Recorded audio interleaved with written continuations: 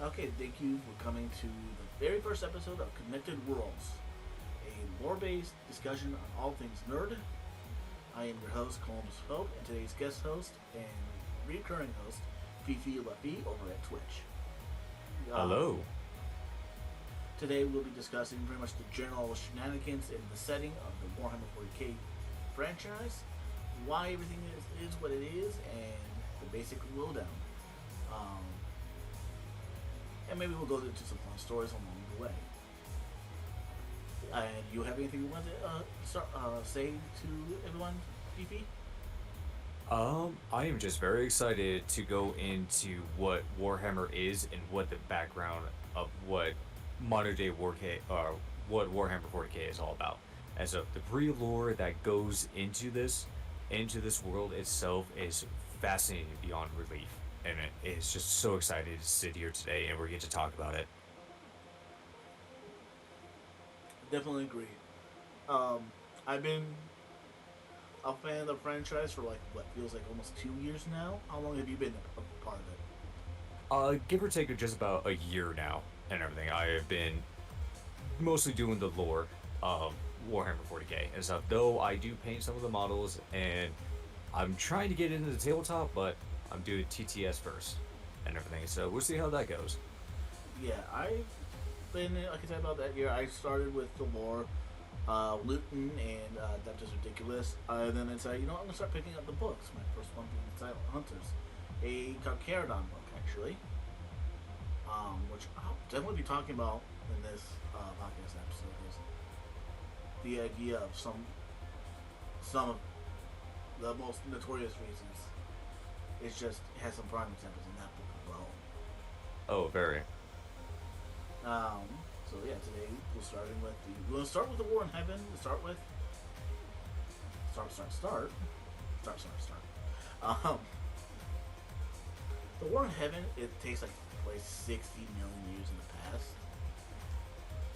In a little like Booney's planet in the middle of outer rim of the galaxy, and a solar system with a very damaged star radiating, and the home planet of the Necrontyr is in its wrath. But the Necrontyr is a very irradiated dying race. I think like the oldest that some make it is 25 to 30. And then like fuck this shit, let's bounce.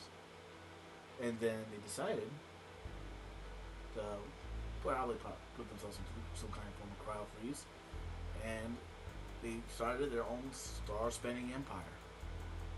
Sadly, though, even after they left their planet, the super cancer they were struck with kind of remained with them, and they decided to like try and find immortality, in which and then ran to the old ones, some godlike beings, or as I describe them, giant frogs in chairs. The old ones were like, I don't know how to really describe them. They're like, if you had to compare them to another franchise, I would definitely say they are the forerunners of the Halo franchise. They uplift species. They have master technology we cannot even dream of. They created the web lake gates, which we'll be going into over. When the Necrontyr ran into them, like, hey, give us some immortality, please. We're sick of dying with cancer. And the old ones looked at this race, the sick race, and like, would this be a good idea? And then they noticed something they didn't quite like. And it's the fact they're a warring race. They fight amongst each other. I'm like, no. We will not give you immortality. Which, to be fair, kind of pissed them off really bad. And so they declared war, and they got slapped back to their home planet. They got slapped hard. And better, they kind of went back to fighting amongst each other. But they noticed something weird was going on with the star. And they found a new type of god, star gods. And I was like, hey, maybe we can interact with these guys. And they were able to create these vessels and where they could communicate with them. These Catan. C''T''A''N. Those. That's they do not share bearing to the Dungeons and Dragons Catan. And they're like, yo, let's give you immortality. Because we have the beef with those old ones too. Granted, these Catans were rather shady fucks. They even survived off eating energy. Stars. It's just energy and matter.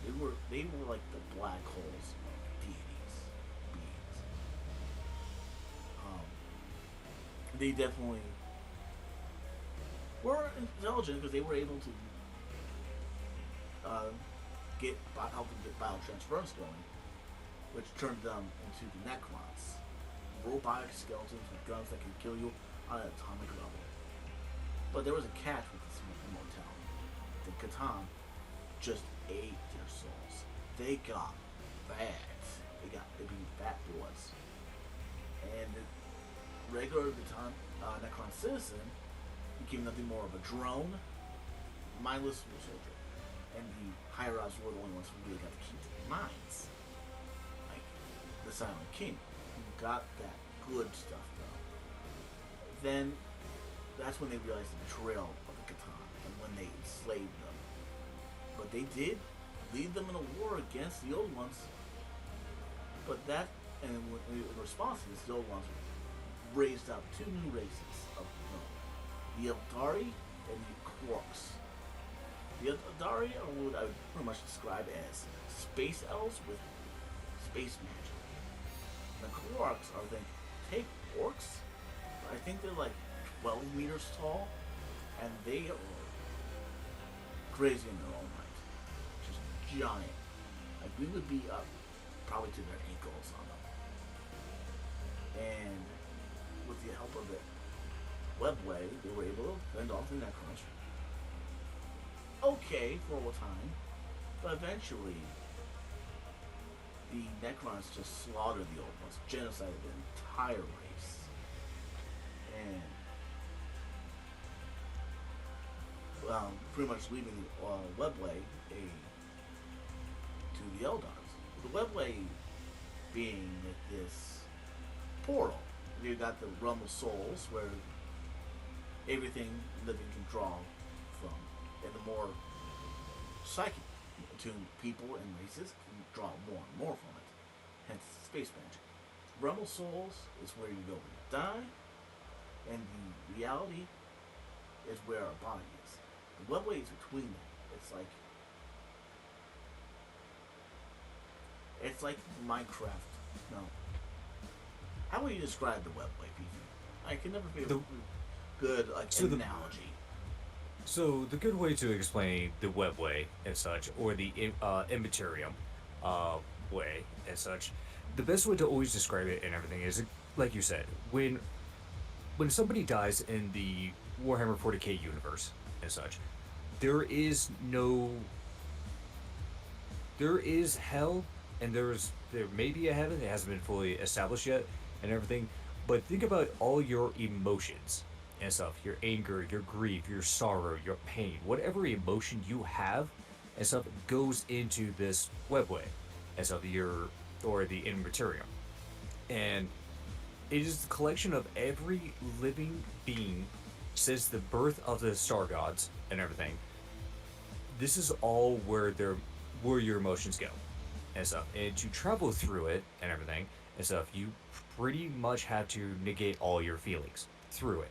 Because if you have a lot of sorrow, as of like let's say a human is trying to go through the immaterium and has a lot of sorrow in the heart and everything, the warp is going to twist their mind and make them have horrible depression and such, and pretty much rip them asunder and destroy their minds and stuff. That is probably the best way I would describe the warp or the immaterium.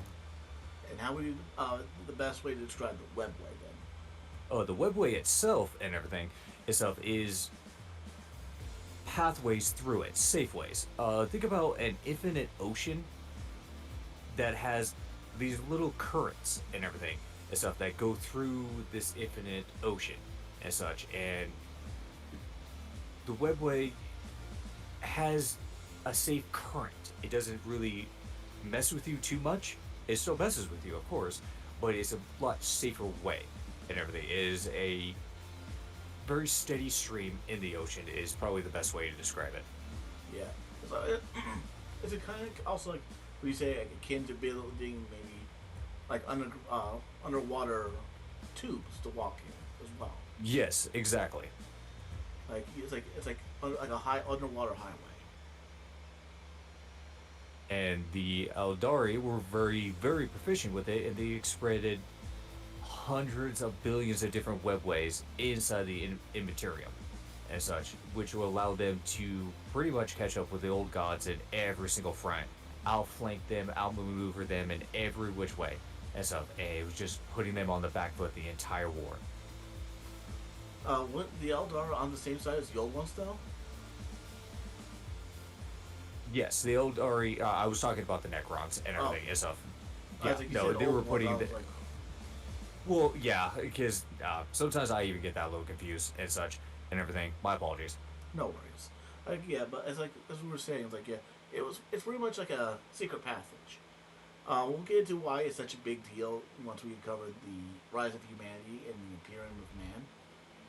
Um, but for yeah, the webway, it's like it's their means of interstellar space travel.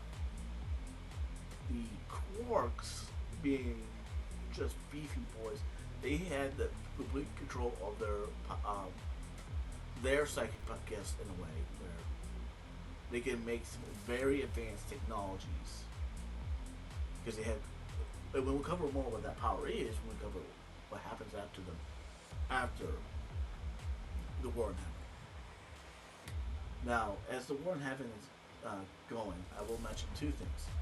Like I said before, the genocide of the old ones, what happened to them, and what's going on with the warp. As like you mentioned, excuse me, the warp is where we go when we die, and this war in heaven, the war in heaven, was a massive war.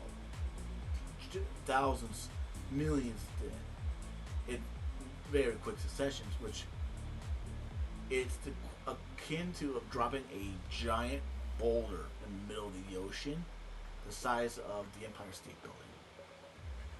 And so it's going to cause some problems. Before the war in heaven, the war was relatively calm. There was not really war, there was not really suffering on massive galactic scales. So there were still dangerous parts of the war. Yeah, like there's the realm of chaos, for example.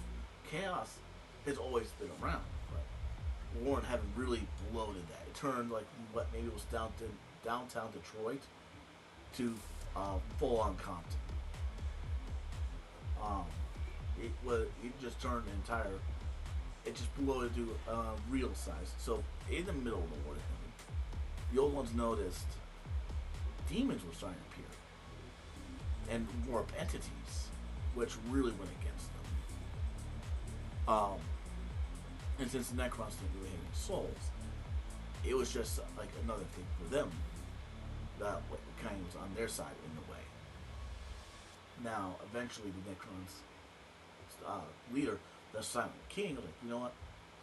I feel really bad for what I've done to my people, and I'm gonna find a way to get back at the Catan for what they've done. So he revolted right at the end of the War in Heaven, where Catan were just like kind of like gloating, fighting amongst themselves, and the Silent King just took his people and they kicked their ass. There's no other way of an ass whooping I have ever could describe. I would say it's one of the biggest ass whoopings in all of 40k, in my opinion. Because these are star gods, and they shatter them in pieces. You can't kill them.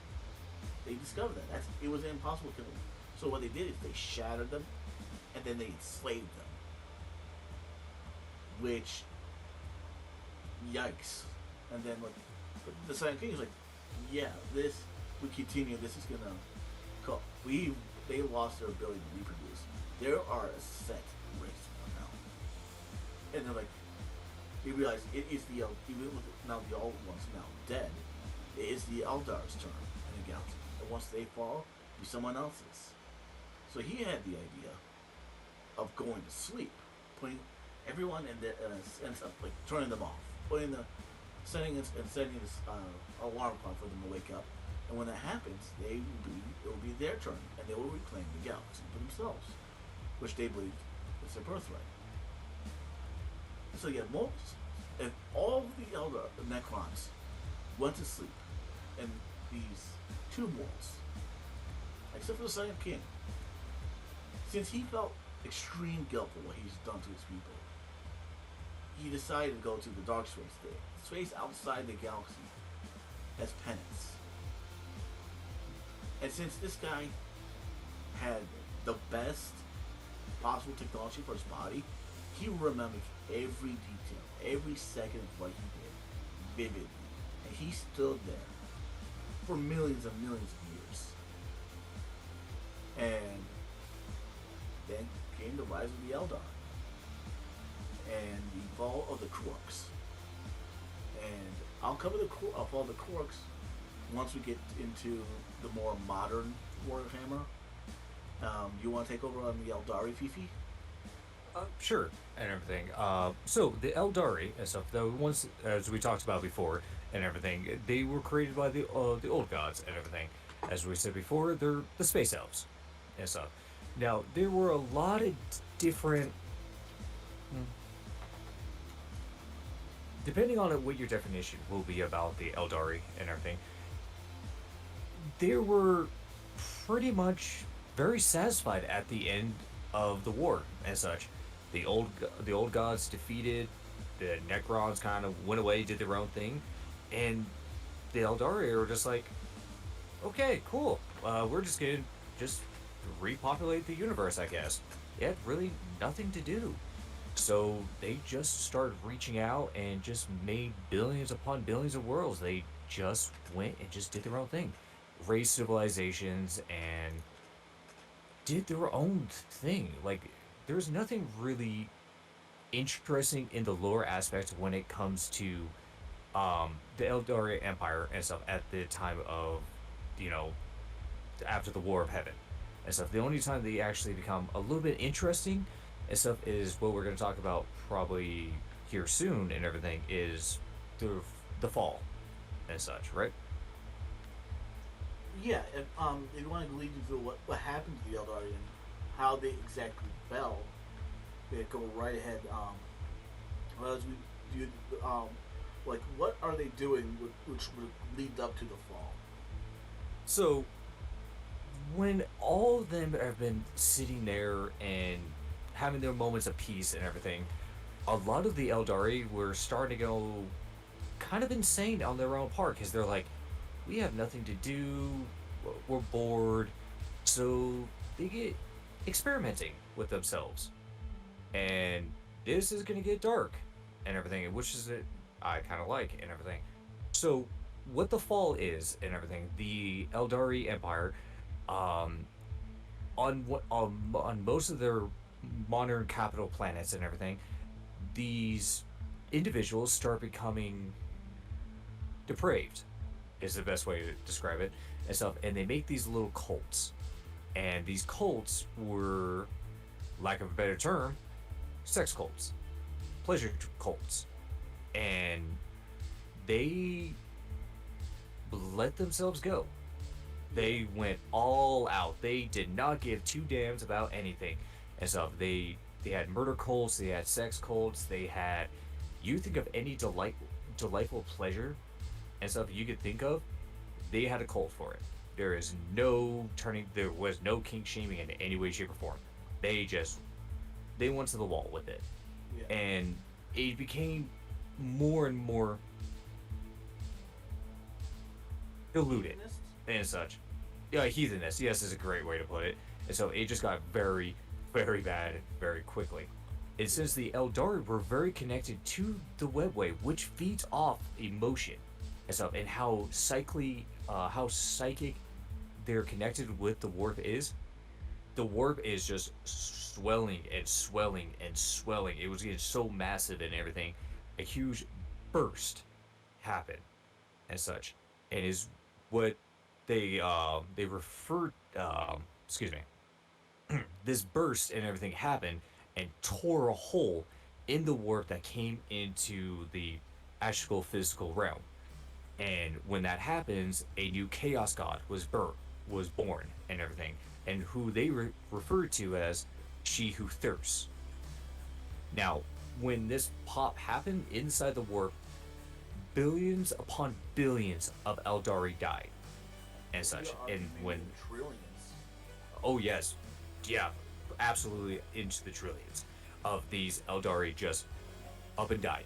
Their souls were completely sucked away from their bodies and stuff and tossed into the warp and everything. And that's how it became She Who Thirsts, as now we know as Slanesh, was born. Yeah.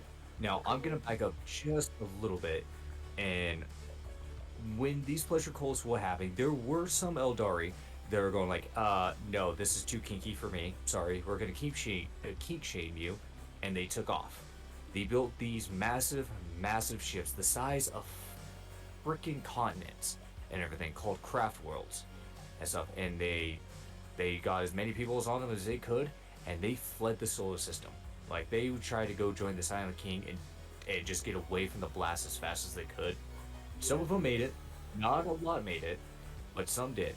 And they are now known as today as the Craft World Eldaris or the Exiles. No, the exiles are a different faction. You think the Exodites, as they're probably called, are like they were a group of elves. They left before the craft world. They decided to go to planets in the outer rim and give up all forms of technology. If you look Oh, at that the is art, right. if you look at the art, they're like riding dinosaurs. They are Amish riding dinosaur space elves, and they're all right. They're fucking amazing.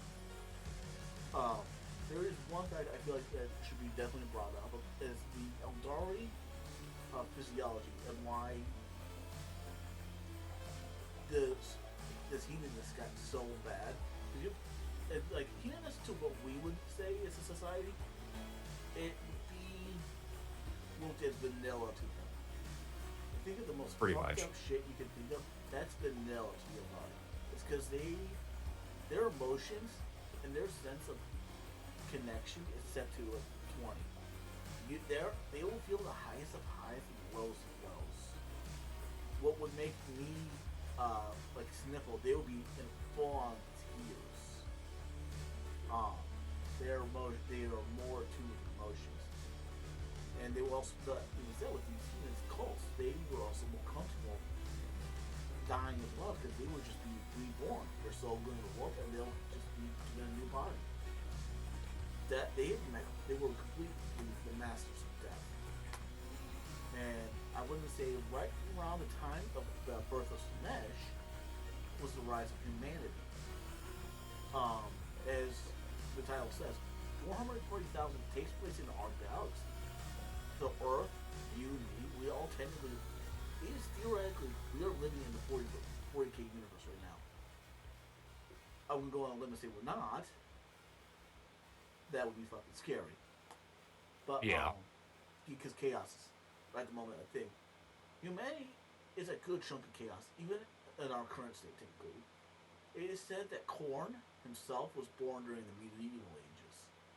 Granted, all the chaos gods exist in their own realm, right? Mm-hmm. But there's no one confirmed by it. But if you look at Khorne and like, yeah, he definitely seems like someone who would be around in the human medieval ages. Honor, blood, combat, massive death. Though Khorne doesn't care where the blood flows, as long as it flows, he wants it. He would prefer it to be like in honor of combat, which would go into that. Not all chaos gods are inherently evil. It's just that with everything that happens in 40k, and the warp is 99.9% negative emotions. So therefore, the chaos gods are obviously affected by that, in my opinion. If humanity and all the other galaxies, races got their shit together, over time, I would say the Chaos Gods would become more and more benevolent, in my opinion. Mm-hmm. Um, in humanity at this point, it's like they were able, they're doing rather well for them. They're catching up in my opinion during what is known as the Golden Age or Dark Age of technology. Um, Humanity has pretty much turned into a society that is pretty much self-sufficient when it comes to explore. They were in the age of exploration of the stars, to say the least. They have started. It would probably be safe to say humanity during the rise fall of the Eldari was at the same level as the Galactic Republic installs. Earth Yeah, give or was, take. yeah, maybe not as advanced or as populated, but Earth was like a mini Coruscant, which will go into why the birth of Slash is, and it's all right fucked up.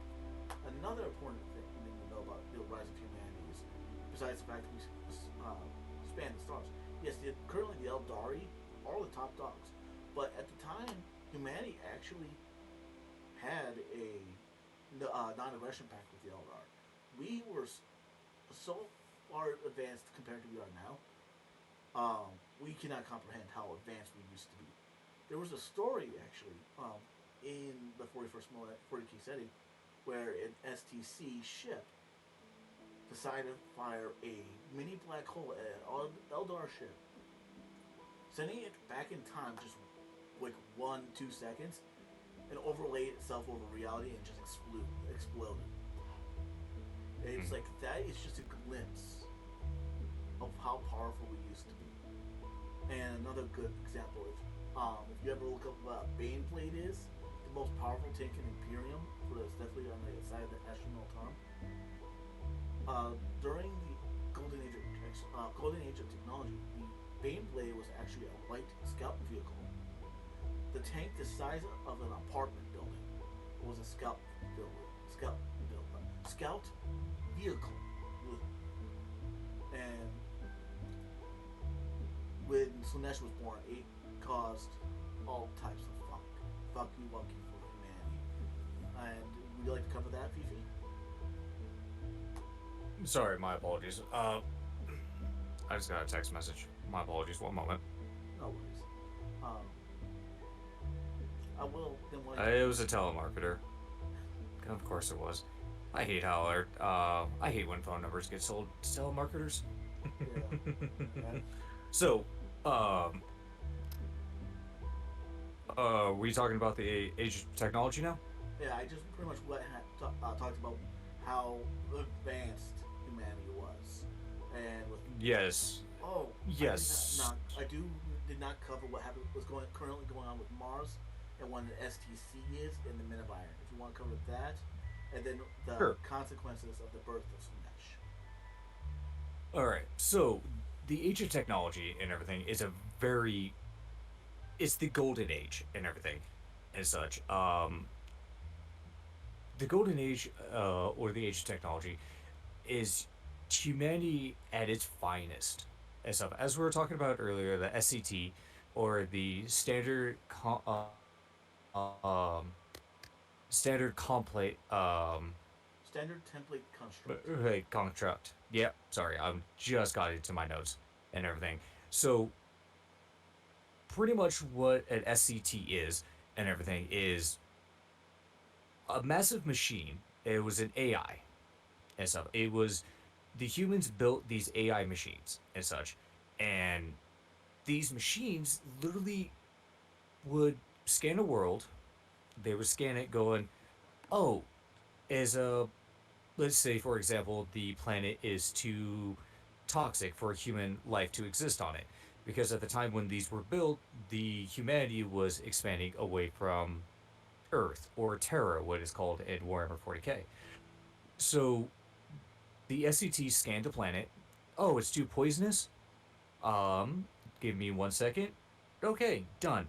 Here is a item it gave to the humans to populate the planet.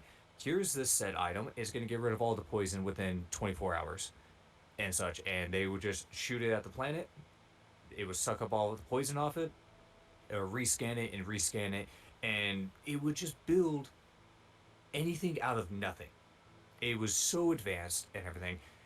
You pretty much give it two sticks and a leaf, and it would give you a tank. It was ridiculously powerful. These things are, and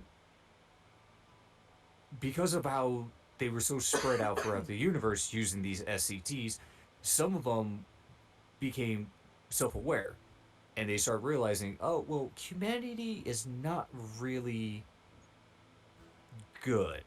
It became writing programs for itself, going like, oh, the humans are eventually, they're not very good. They're not very good people. So it decides to make the Men of Iron, which are these robotic killing machines, pretty much, because it decided to go, no, you're not worth the time or effort, so we're just gonna kill off all the humans and stuff. So it built these robotic cyborgs known as the Men of Iron, and they wiped out a good chunk of humanity and stuff before they were able to fight back and destroy them and everything.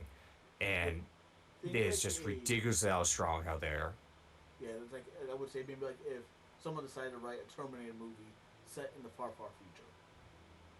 Yes, yes, it is. But these weren't like any other Terminators and stuff.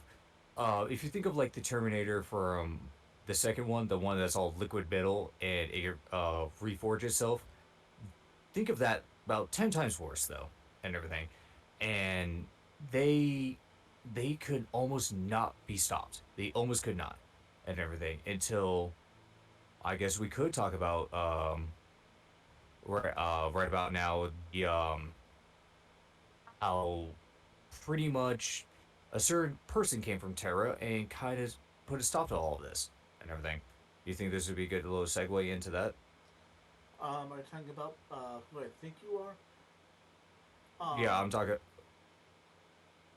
um, I didn't What do know you he want to was say that actually. for? I didn't think he was involved in the middle stopping the middle line. Well, he was still in the background and everything, setting everything up, going like, okay, so yeah, no, he. So the who we're talking about and everything, the god, the emperor, and such, he was still around during the time of the Men of Iron, the Age of Technology and stuff. He was just hiding out in the background, being being Big Daddy E and stuff. He was just hiding in the background Yeah, and stuff. He he did go up to a few individuals and showed them like, hey, this is probably the best way to do it. He he like didn't like force their hand, but he gave them a gentle nudge in the right direction he and was like everything. And pulling stuff strings like, in the background. oh yes, he is always behind the scenes and always pushing things for his own agendas and everything That and being such. said, I would we can talk about more about Big E once it comes to unification wars, but Big E is he's I want to say the one of the main characters of 40K, if not 30K era. But Oh yes, we'll cover more into that in just a moment. So like I said, I oh didn't yeah, know he had a hand in dealing with the Man of Iron. That is new to me. yeah. So yeah, so he like I said, he was always in the background and stuff. He is like how we talked about earlier and everything, and how everything leads up to the moments of 40K. He has always been. I guess it's really quiet. Um, hold on, my apologies. I'm answering chat real quick.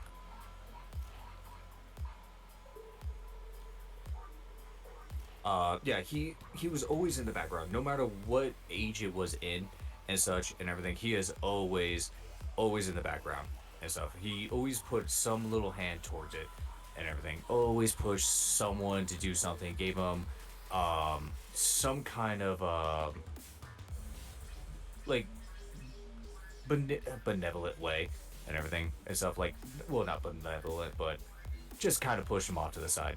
You know? Yeah, he was like he was that general that led them their charge in like say D-Day, or he was maybe that prophet you saw in the streets. One Mm-hmm. of my favorite ideas is like maybe during the beginning of time, the Emperor Man, who will cover as being a bit of a piece of shit, didn't start out that way because for reasons I would to say he was maybe everything started with good intentions and a good heart, but being what he's been through, became jaded over time, and like and then like everything happened with Great Crusade, where my eroded what was left of the human. Yes. And the last thing I do want to say and everything. So right after pretty much the Men of Iron pretty much wiped out a good chunk of humanity, and the SCTs were like, you know what, we did our job and everything, and they kind of hid themselves away too, and everything. Now the SCTs were not founded until later on in 40K, where they're actually making a comeback into the lore and everything and such, which actually was covered in one of the most famous characters in Warhammer 40K, at least in my opinion, for the Astra Militarum, or the human army, is by Colonel Commissar Ibogon Grant and stuff. Or Gaunt, excuse me. My apologies, I said his name wrong. By Gaunt and his little regiment actually found one of the last remaining SCTs that produced Men of Iron and stuff. Now they did destroy it and everything and stuff, and it is now believed that the Men of Iron no longer exist in Warhammer 40K. But my speculation is myself, just as my own personal theory, that they're still out there. There are still Men of Iron. There are still plenty of SCTs to make that can make more Men of Iron and Yes, such. But as as of yes, right now, they're gone. yeah. At the moment, it's no one knows exactly what you said. They could still be around. There could still be full STCs, kind of like the holy grail of STC with us. It just maybe it was like the undamaged. She just decided to take a nap and woke up one day. And was like, yeah, I'm not damaged. I'm not missing anything. And then add Mac when we cover them, just like mechanically jizzed oil. And yes, the mechanicum. That's a whole separate thing that we could get into and Yeah, stuff. Like I got plenty of that's a those. whole different thing. I got plenty of those. But what was I gonna say? Oh yeah, and now like how does Slaanesh being born affect all this? Because at the moment, only people who have access to the web layer are the Eldar, not humanity. So how are they keep interstellar travel? So no one has LSO travel and everything. Pretty much everyone does light speed and such. There's nothing above light speed and such. So no one really has any way to move around the galaxy in any way, shape, or form and stuff. Because the Eldari are just they're poof gone to the wind and stuff. They have the Jukari who are in the webway making flesh lamps and flesh couches and everything and stuff out of their own people and raiding on different you know, races in and out of the Redway and such. And humanity at this time and stuff is literally just now heading into the stars with these SCTs and such. Some of them did not turn evil and such, but some of them did. Some of them killed off everything. And with the birth of Sinesh and everything, with that pop and everything became was referred to in Warhammer 40K as the Old Knight. Now, because of all the humans that were spread throughout the universe and everything, they are basically cut off from one another in every way, shape, or form. They're completely cut off from each other. So each world that got inhabited by humans by the Age of Expansion or Age of Technology, they're cut off. They are alone, and they're on their own. Every planet's on their own. Some of them have with the warp storms. Some of them got completely overrun by demons and slaughtered. Done. They're just a demon planet now. Some of them prospered. Some of them nuked themselves to oblivion because they fought over resources and everything and stuff. Pretty much think of every apocalyptic episode happen. some Yeah, of the most famous some of the most famous stories that came from the old knight and everything, or with different guard regiments and everything, or the the death, the Craig, and everything. The Krieg made became a death world due to their own hands during the 40K Yes, era. You're thinking yeah, of Craig. Catachan. Catachan was just a death planet on itself, and Yes, everything. they were founded during the golden age of technology, and then when they landed on the planet, like they landed, I think I want to say they by the time they got to Catachan, it was like at the worst possible moment because they landed, wars happened, and they were trapped within their own ships.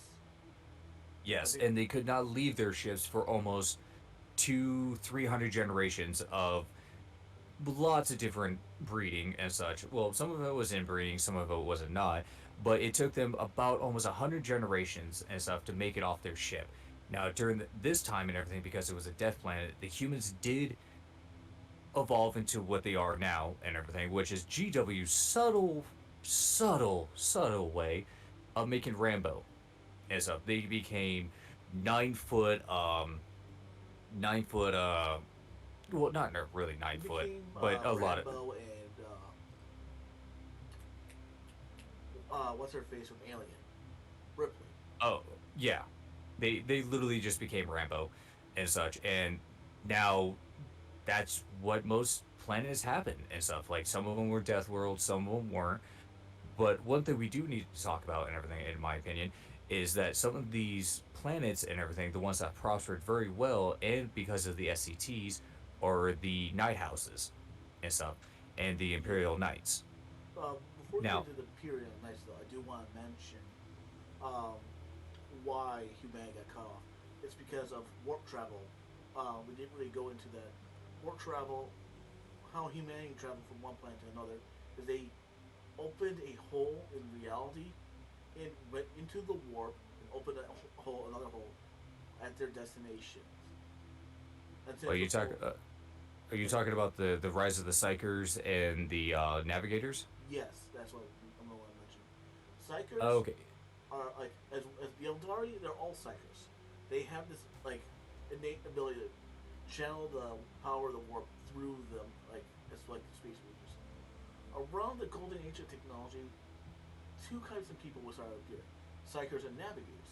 Psychers were just think of what humanity did with witches in the during the Salem witch trials. That's pretty much what happened to a good chunk of them. Some were accepted, some were persecuted. Well, navigators were pretty much considered as probably essential because they were the only people who could travel the warp because they could look into the warp. Like, okay, so you want to go to Space Texas? Guess what? This is where you point the ship this direction. I'll let you know when we leave. Um, they had this third eye, which let them peer into the warp. It was like a genetic mutation. Um, and that was the only way for them humanity to go faster than light. It's not be in reality as it is, but to enter hell itself. And it kind of akin to like uh, uh, going to the going to Nether, walking inside another portal, building another portal, going in there. It's like it's moving. The warp is more condensed than reality. So space between 2 points in the warp will be bigger than say 2 points in reality. But the reason why navigators are so important is they can chart their way because the warp is another name named to help people's minds around that is the Sea of Souls. The warp in its own right is like an ocean, and navigators can look in there and like, yeah, I know where we're going now. Navigators became more important as time went on in the setting, but we'll cover that after a bit of time. So when Brother Slanesh came, it was impossible to warp travel. Before the Brother Slanesh, when all the Eldar were at the peak of their evenness prime, the warp travel was impossible because millions upon billions of Eldar were dying and being reborn at a time. So warp travel for humanity just became impossible, and then Age of Strife and the Old Knight came into play. Yeah. You want to talk about what happened to Mars, then what happened to Earth? Okay. So at the birth of the birth of Sinesh, that everything is into old night, everything is getting going into chaos and everything. So Mars itself and everything, pretty much when the humans that were on Mars and everything saw the entire universe, or pretty much the space around them and everything, became very very fucky, and they're like, yeah, no, we're not gonna do this and everything. So they went underground and stuff. They stayed underground and everything, and they stayed with their SCTs. Now, because of the degrade of technology, because they were cut off from Terra and stuff, they were the only ones that had a very understanding of very high technology and stuff. They became to understood the SET to almost its very core and such. So they start believing and worshiping the SET itself. And slowly, over many, many generations, they start pretty much removing large parts of their body and start replacing them with mechanical parts and such. Some of them remove bits of their brain to have higher functionality. Some of them remove bits of their arms or added arms, or they pretty much were trying to seek immortality and such. And over time and everything, they became known as the Mechanicum. And this is where the birthplace of the Mechanicum actually started, was here on Mars. Yeah. While that is going on and stuff, and they're slowly turning themselves cybotic and everything, and just making themselves very cybotic, and believing that there is a machine god and a machine spirit and such. Over on Earth, or Terra, which I'm now going to refer to from now on, Terra is having itself a midlife crisis moment and stuff, because it is ravaged by all these different clans, continents, and everything and stuff, what we refer to as techno barbarians. Pretty much, Earth, when it was cut off from everyone else during the birth of Sinesh, they were fighting over resources and they decided to nuke themselves back to the Stone Age. But they still had all their technology. But no one knew how to do it, so they kind of Mad Maxed it.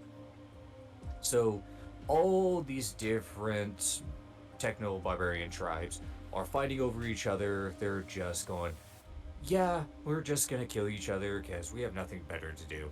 Because we're just barbarians and stuff, which you actually see here with a few of the slideshow that I have going for you guys this entire stream and stuff. The very odd looking ones and everything that look like barbarians, those are pretty much it and everything. But an individual who we talked about earlier has been sitting in the background, and he goes, you know what? It is time for me to come out of the shadows and bring everyone together. And this is where the pretty much where mankind is now following a man called Big E, or only he is only known by the name of the Emperor. Now, the Emperor, in his infinite wisdom, decides to get rid of all religion. There is no religion. He does not believe in it. He does not care for it. If you do not follow it his way, he puts a gun to your face and blows it. He just blows your face off. He does not care for your ways. He does not care for religion. He thinks it's the weakest way that humans would never advance. So he bans all religion. And he starts going around slaughtering every barbarian tribe. He starts slaughtering them. If they do not follow him, he gets rid of them. He doesn't believe they're part of the plan. He just gets rid of them.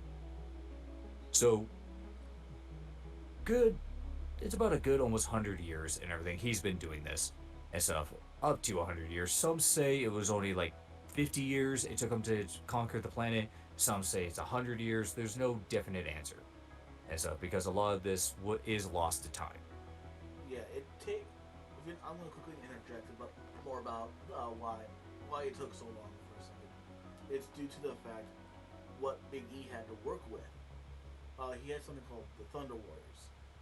They took some of these Mad Max barbarians and genetically altered them to be super soldiers, super barbarians, and he had his Thunder Warriors, and he had his personal guard, uh, handcrafted demigods. May or may not contain a little bit of oil and polish. Um, and they were known as custodians, and it took them a very long time. In the book Valdor, Birth of the Imperium, um, they cover what one of the last, if not the last, group they had to purge was on top of a mountain, and it was a horrifying sight. These people were witch doctors. They had some understanding of the warp. They killed someone, they could either reanimate them or use their soul to fight you. You fought the dead, the ghosts of your friends. And this kind of goes into why, part of the reason why Big E banned religion. It's a two-pronged problem. If you look at modern day and look at what mankind has done in the name of religion, be it any and all religion, it has been a bloodbath. That is probably a half of why the Emperor decided to ban it. Is because it's counterproductive in fighting each other for different reasons. And the other thing is, worship powers the world. It powers the chaos gods. And he was like, I'm going to kill chaos. That is my ultimate goal. I am going to lead humanity to conquer the stars because it's their destiny. I'm going to kill chaos. Because he's been around since 8,000 BC. He is a very, very old man. And he, in its own right, is a very potent sector, if not the most potent sector in humanity. I can't think of another, I would even argue maybe compared to the Eldar. He's probably the most powerful sector in existence, I would say. It's never shown how powerful he was, but you get glimpses of how powerful he is throughout the Horus Heresy and the Great Crusade. So Big E had his ideology of worship bad because chaos a bit wrong. Actively worshiping something, he was trying to starve chaos. I thought, if I ban religion, it'll starve chaos. That's not how that works. If you wanted to actually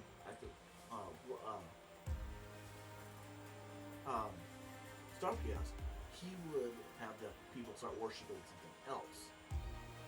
And in a way, he somewhat got you the right thing you wanted at the cost. We'll go back to that one more later, because that goes into a whole lot of theoreticals. Now with the birth of Valdor, the Valdor's birth of the Imperium, it's covered that the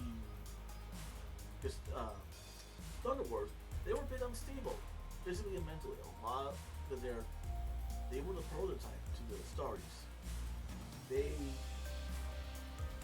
Some would die young, some would just go crazy. Because again, they were also barbarians. Around the time after the Unification War, Big E decided, you know what, let's kill them all. They are a threat to what we built. A group of people who have never known peace and always known war cannot live in an age of peace. He saw them as a liability. Now, was it? He also couldn't control them in any way, shape, or form. He could not control them. Their bloodlust and everything for war and stuff. It was unmatched and everything. If you are ever in a mood to listen to how barbaric these Thunder Warriors are, it was a great short story and everything called The Last Church and everything and such. The Last Church actually explains the very last part of the religion and the end of the war and such. And it actually has Big E sitting down and talking to a priest and everything, and why he is going through and explaining why, like you were saying earlier, yeah, no, it's religion just does not work. It has never worked. There's been more wars about it. I am tired. I have been sitting here in the background watching you guys kill each other in the name of multiple different gods, and these gods do not care for you. They will betray you. And then he just said, you know what, fuck it. I'm just done with you people. We're doing it my way. Yeah, he's like for like 30,000 years. So, like, you know what? Over 30,000 years, like I would say, he's let humanity do it their way. It's like, you know what? I'm gonna buy my time and give humanity a chance to do its own thing. And if it doesn't work, I'm gonna put my foot down. I'm gonna put my foot down and say, this is what is best for humanity. It's not gonna be the most prettiest option, but considering what the alternative is, what other choice do you have? I'm gonna be a dick about this, but at the end of the day, it can be argued that he does care for humanity. And as a I. whole, I would like to say it started out with good intentions, but as time went on, I definitely see degradation of morals. Like, can you imagine what it would be like being born in 80,000 BC and being forced to see all the crap humanity's done up until 80? He must be one jaded motherfucker. Very.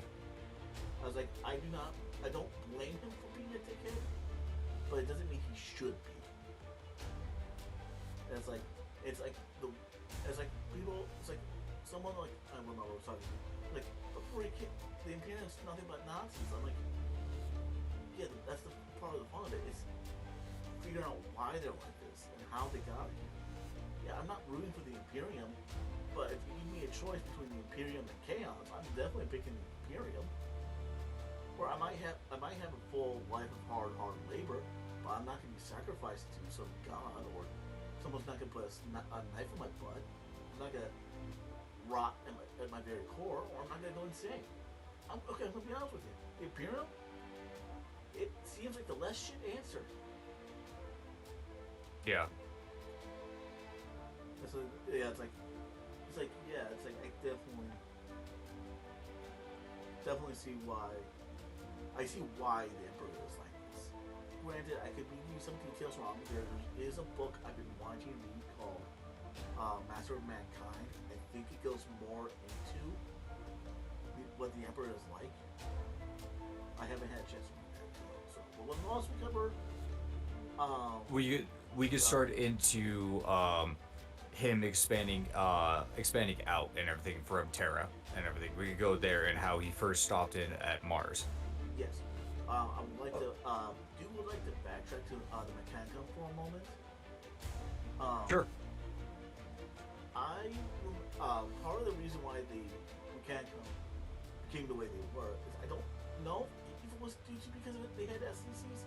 I think it's that. Well, it was all. Well, it was mostly the SCT that they had and stuff. And they were studying it. Now there is a theory and stuff that is also part. It is not really explained by GW because I think they abandoned this plot line and stuff. But there was a shard of a Catan shard there and everything and stuff that they also did worship that they believed was part that was just there in the planet and stuff and such. Now they did worship the Catan shard and everything, but in my personal opinion and stuff, I think it's because it was the SCT that they mostly worshipped, and it was giving them all the ways to survive and such. And it broke down over the millennium and stuff because after 10,000 years of hiding underneath a red planet and stuff, you're gonna go a bit insane and stuff. But I believe the SCT and the Kashantard actually almost like morphed together and everything because yeah, I don't know, but I know what you're talking about and everything. There is that Catan shard that is technically inside the Mars planet and stuff that gave the Mechanicum a greater understanding of their technology and what they have now and everything. Well, me personally, I still think it's part of the SCT they had, but Yeah, they started like originally like the people keeping everything working with the engineers, and they over time they did start to also deify them as well as priests. Now, when it comes to the Void Dragon, the Katana Shard, the mechanic of most did not know they were there. I think it's hinted that Big E in the past found a way to capture this Katana Shard and imprisoned it on Mars. Yes, No that one knows is one how, theory. but the thing is, the reason why it's like I give that theory a little credence, and it goes back to the last church. There is a mural in this church of Big E pointing the fighting the Void Dragon. It is, which is the whole funny thing is like this, the last church is a religion based off the Emperor Man, unintentionally, which is some hilarious foreshadowing. Yes, it really was. Um, though, if anyone is, but I would definitely recommend either giving that a read or a listen. It does cover. I still have to do it myself. I saw someone talking about it, and I'm like, it is very interesting. Also, seeing what old Earth, what old Terra was like before the complete unification. Um, that yeah, everything was Mad Max techno barbarian, but there were still pockets of civilization. There were still people who considered nobility. It wasn't all shit. Yes, there were some that were not really gone into the barbaric age and everything. That was more in the wastelands and everything. There were a few pocket cities that did have like the nobility and such, but these nobles also pretty much gave no damns about anyone other than themselves and stuff, and still pretty shitty people. I mean, would you say that's just not how humans are in general, though? Oh yeah, no, and especially in 40K, when we consider something shitty, it is just a vanilla ice cream to them. Yeah, it's pretty key in a nutshell. This sucks. You know, someone's like, you just look to your right and someone in the Fury like, so you're new here? Yeah, pretty much. Um, yeah, and it's like when right after the end of the Unification War, Big E is like, hey, I'm gonna go see if I can conquer Mars now. But when he gets there, he go not knowing what to expect. See a completely unified Mars with its own government and its own way of life. It's like, oh, I don't have to do anything. And Mars has actually been watching him. And it's like, yeah, this is a prophet of our machine gun, the Messiah. And when Big E saw this, like, I was like, ugh, religion. But then he looked around, like, oh, these guys have all the guns. They have tight tanks. They have churches, walking churches with guns the size of the Empire State Building. I was like, I really don't want to fuck with this. I mean, I could. I probably would win, but the cost would be too big. So they decided sign a peace treaty and a pact. It was like, hey, you wait, help me, we'll help you. Scratch my back, scratch your back. So technically, the Mechanicum isn't part of the Imperium. Um, No, it is still its own sub faction. it's just yeah, its own sub faction, but you could also argue that yeah, an Inquisitor still has, which we'll go more into that, has authority over a tech priest. Because as time on, Advac just become more and more part of the Imperium, Mm-hmm. but with more authority to govern itself than say the Imperium over its overlords. Um, and yeah, the Mechanicums was like more than ecstatic to help the Emperor. And it's like, we'll give you what you want. We'll give you tanks, guns, you name it. And the Emperor was like, let's party, boys. And there's two things I would like to mention. I'm going to give a quote of Admech. There is no truth in flesh, only betrayal. There is no strength in flesh, only weakness. There is no consistency in flesh, only decay. There is no certainty in flesh, but death. Um, they do not see flesh as a weakness, and at the average human, like me and Fifi to Admech, would be worthless. They would see us as a resource to spend, because knowledge and the pursuit of knowledge is the only true meaning in life, and they are super superstitious. Um, if you don't properly pray to the machine spirit, sanctify the machine spirit, say the correct words, you will appease the machine spirit and it won't run. Now, does that sound like a lot of nonsense? Yes. But again, are you really going to argue with the guy with uh, two mechanical arms and a power axe that has like 16 tubes coming in its mouth? No, I'm not going to argue with that shit, no. It's like, yes, let's oil my last gun so it works. Say a quick prayer. I'm not going to argue with that guy, no. Yeah, don't forget the incense too. Yeah, oh, it is.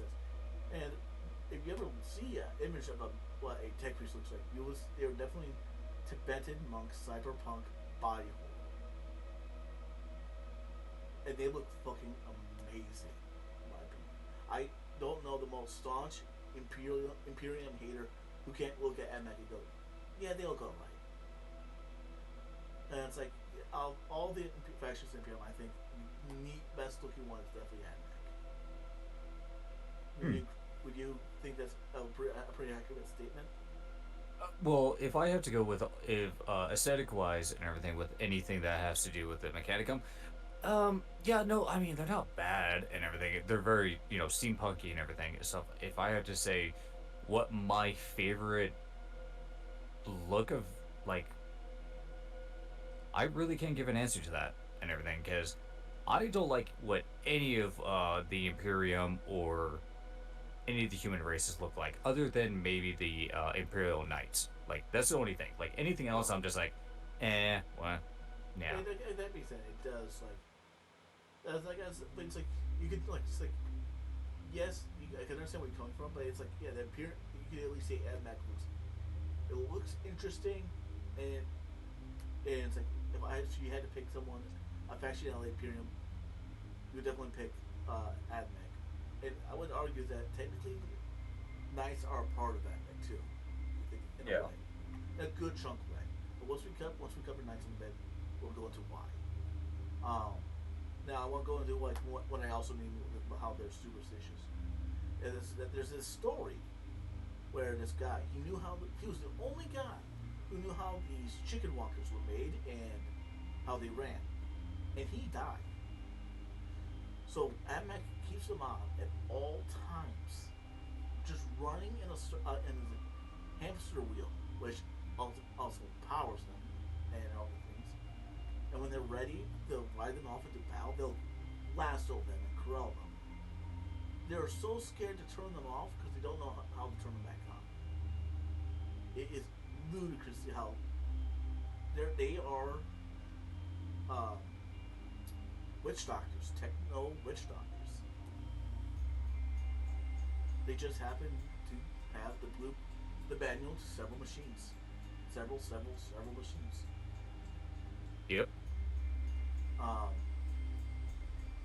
that being said, I would like to mention one of the most notable characters in Admech right now is Archmagos Belisarius Call. He he's one of the last, I would say, true scientists in the Imperium. He's like he invents. He's not afraid to invent. One thing in the Dark Imperium books, it goes. Gilman has this thing called the Call of Inferior, and at one point Gilman's just looking at this and he's like, "Call, is this an AI?" Because he has lied to him. It's got an emotional. Pretty much calls him, nah, it's not an AI. That's heresy. Nah. It's totally an AI. Which is also heresy. The reason it's heresy is because of what the Men of Iron did. They remember that. They're like, yeah, no, let's not do that again. So Well, they made the only AI. reason why it's considered not an AI and everything because it does have a human brain attached to it. It's not fully self-aware, and it's not. It still has organic parts to it, but because it has a human brain attached to it and everything and stuff, they kind of went in the gray area. Call just literally hooked up his quote unquote AI to a human brain and called it good. Yeah, It's I literally think that that part of the design is a brain dead. It's clearly brain dead, and but he just it's makes it look like it's attached to a brain, but it's completely an AI. It really is. yeah, no, and it's like that's why I like Kong. There's more. There's another scene I want to go into later once we cover the Age of Dominus. Um, but yeah, and then with the Big E, he's unified the Soul System, and he has a special project he's working on. What is that project? I'm sorry, you're talking to me. Yeah, you want Okay. to go over into what his test tube project is? Oh, so after Mars. Yes. Like after Okay, the Soul so System is unified. yeah, so he pretty much signs the treaty with the Mechanicum and stuff, and pretty much the Mechanicum promises like, hey, we will, you know, we'll give you the armor, the weapons, and stuff that you need to do what's called the Great Crusade, because he's gonna go out into the known universe and try to bring all the humans back together. He's gonna go on a Great Crusade and bring all the humans under one flag again and stuff. He's gonna go conquer the galaxy. The way he did this and everything, he promised technology from Terra to bring to Mars, going like, "Hey, I'll give you all this technology that I've been hoarding since right around the golden age of technology, because I still have a lot of that and stuff. Like, I'll give you some of that." And that's how the treaty was formed. So after the treaty was formed, Big E massacres the Thunder Warriors, and he's like, "I need a new set of warriors that I can control properly." And stuff. So he uses pretty much what we consider alchemy and stuff, because there is no religion and stuff. He pretty much just uses alchemy in itself and everything, and uses bits of his own DNA and some other things and such, and he makes 20 individuals out of his own flesh and blood and stuff, which were known as the Primarchs. Now, these Primarchs and everything are demigods to a god and such. These demigods, there are 20 of them. Each of them have their own names and such, and they're godlike beings. They're demigods. And so he starts making these 20 demigods. While he is doing that, he is also making about 10,000 soldiers to one demigod, known as the Adeptus Astartes, or Space Marines. They are the upgraded version of the Thunder Warriors. They are smarter, they are faster, they have. Did they start off with 16 or 17 extra organs and stuff? Because I Nine. know nine. Yeah, nine Yeah, is nine. the primary normal words. And when we cover the Nine. primaries, we Yeah. get 12. Oh, that's where it is. Okay. But yeah, the regular Adeptus Astartes and everything get the 9 extra organs, an extra heart, extra lung, extra liver, bunch of stuff to make them pretty much immortal, and they cannot die in normal means. They cannot die of old age. They can't. They can't succumb to poisons. There's a lot of things with this alchemy that Big E does. Yeah. In I the will, middle of sorry, I will say technically Space Marines can theoretically die of old age. The oldest living Space Marine being Dante of the Blood Angels. And if you read the book, Devastation Ball, it goes like he is aged. For someone who's lived 1,500 years, it's like his skin is loose. His eyes yeah, are chasms. He for all yeah, his but there's also got to deal with the warp too and everything, because fucky warp travel and stuff too. So technically, he is a lot older than the 1500, I would say, and everything, give or but take, and everything, because warpy. cannot recordedly he is 1,500. He's like that being said, he could technically one day just die of old age because he's like an old man of stories. Though he is still very respected, very powerful.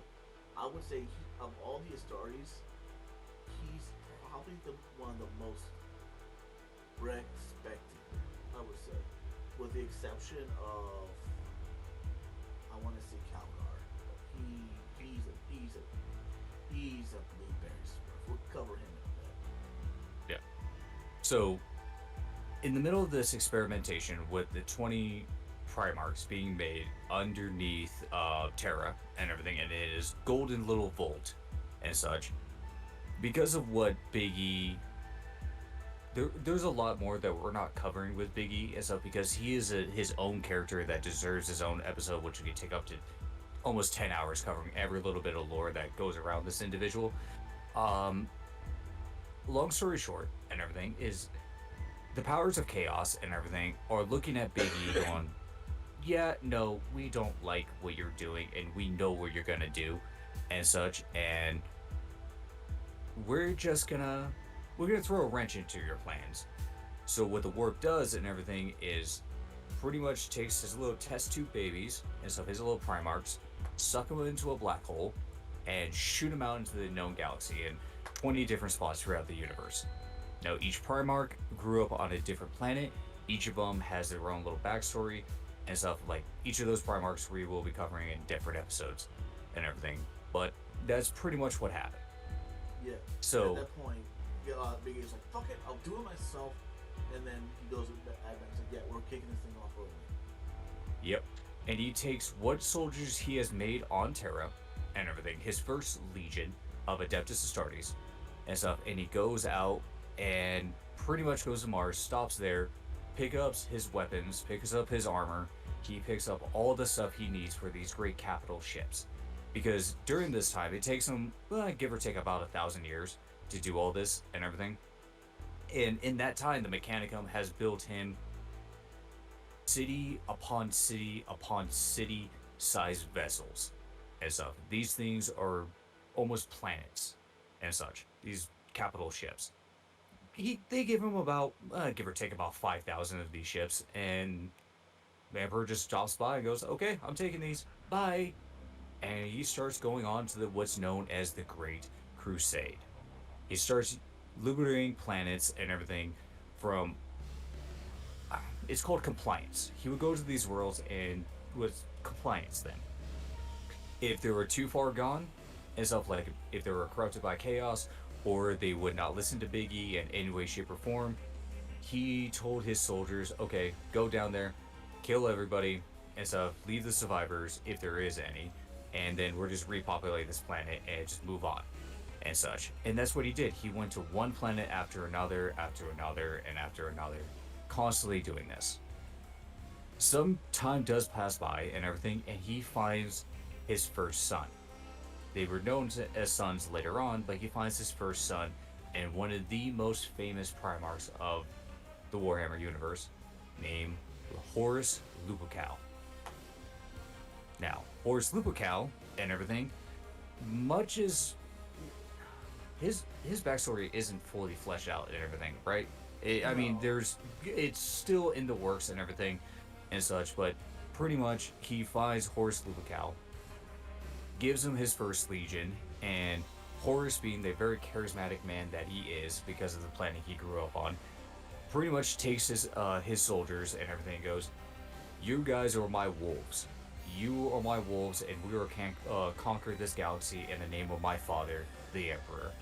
So the Lunar Wolves were born pretty much there, and he did this many, many times, and so finding all his different sons and everything, and expanding on it into the Great Crusade. I will mention, not all of his sons were willing, and oh yeah, no, not at all, and everything. Two of them actually are disappeared from the records. Yes, so two of them, nope. Now it is speculated and everything. The second Legion was completely massacred by a different Legion named the Space Wolves, or the Furries, the Space Furries. Oh God, what are their names? I only know them as the Space Wolves and such. The pretty much the Viking, the super soldiers that are Vikings and such. They each legion of Space Marines has their own theme. Space Wolves being Norwegian Vikings on the home planet of Fenris.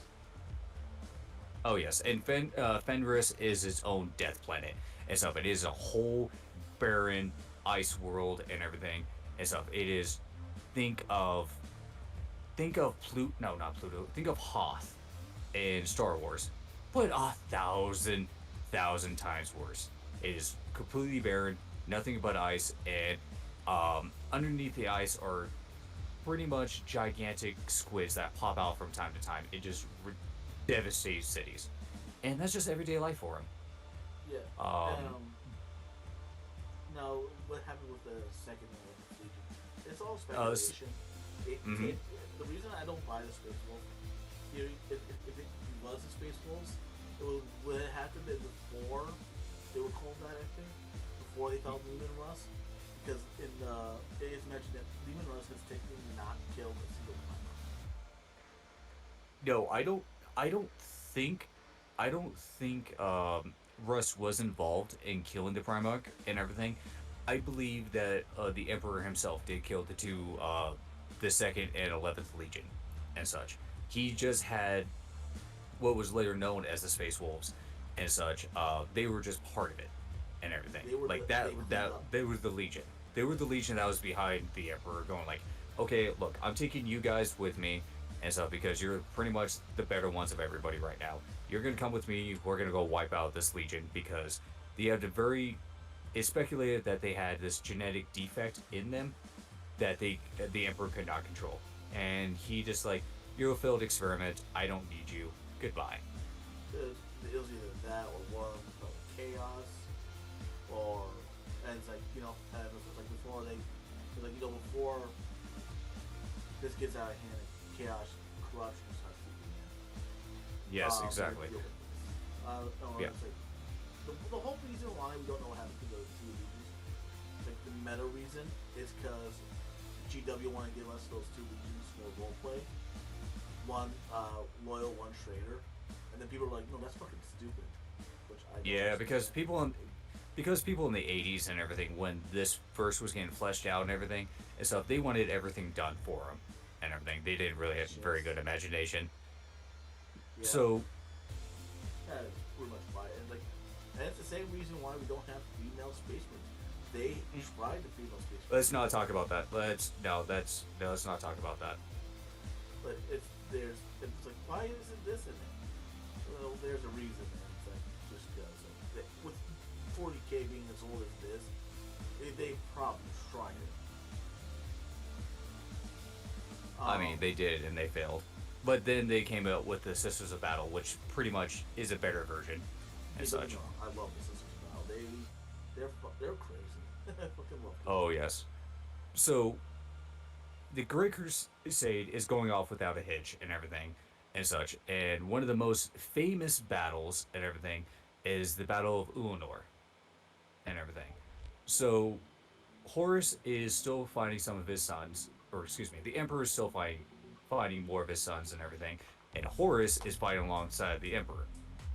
They come across this planet size, well, they thought it was a meteor at first, and then they realized, oh, it is not. It is a junk filled plant that is just the size of, almost the size of Saturn, of our Saturn. It is almost as large as that.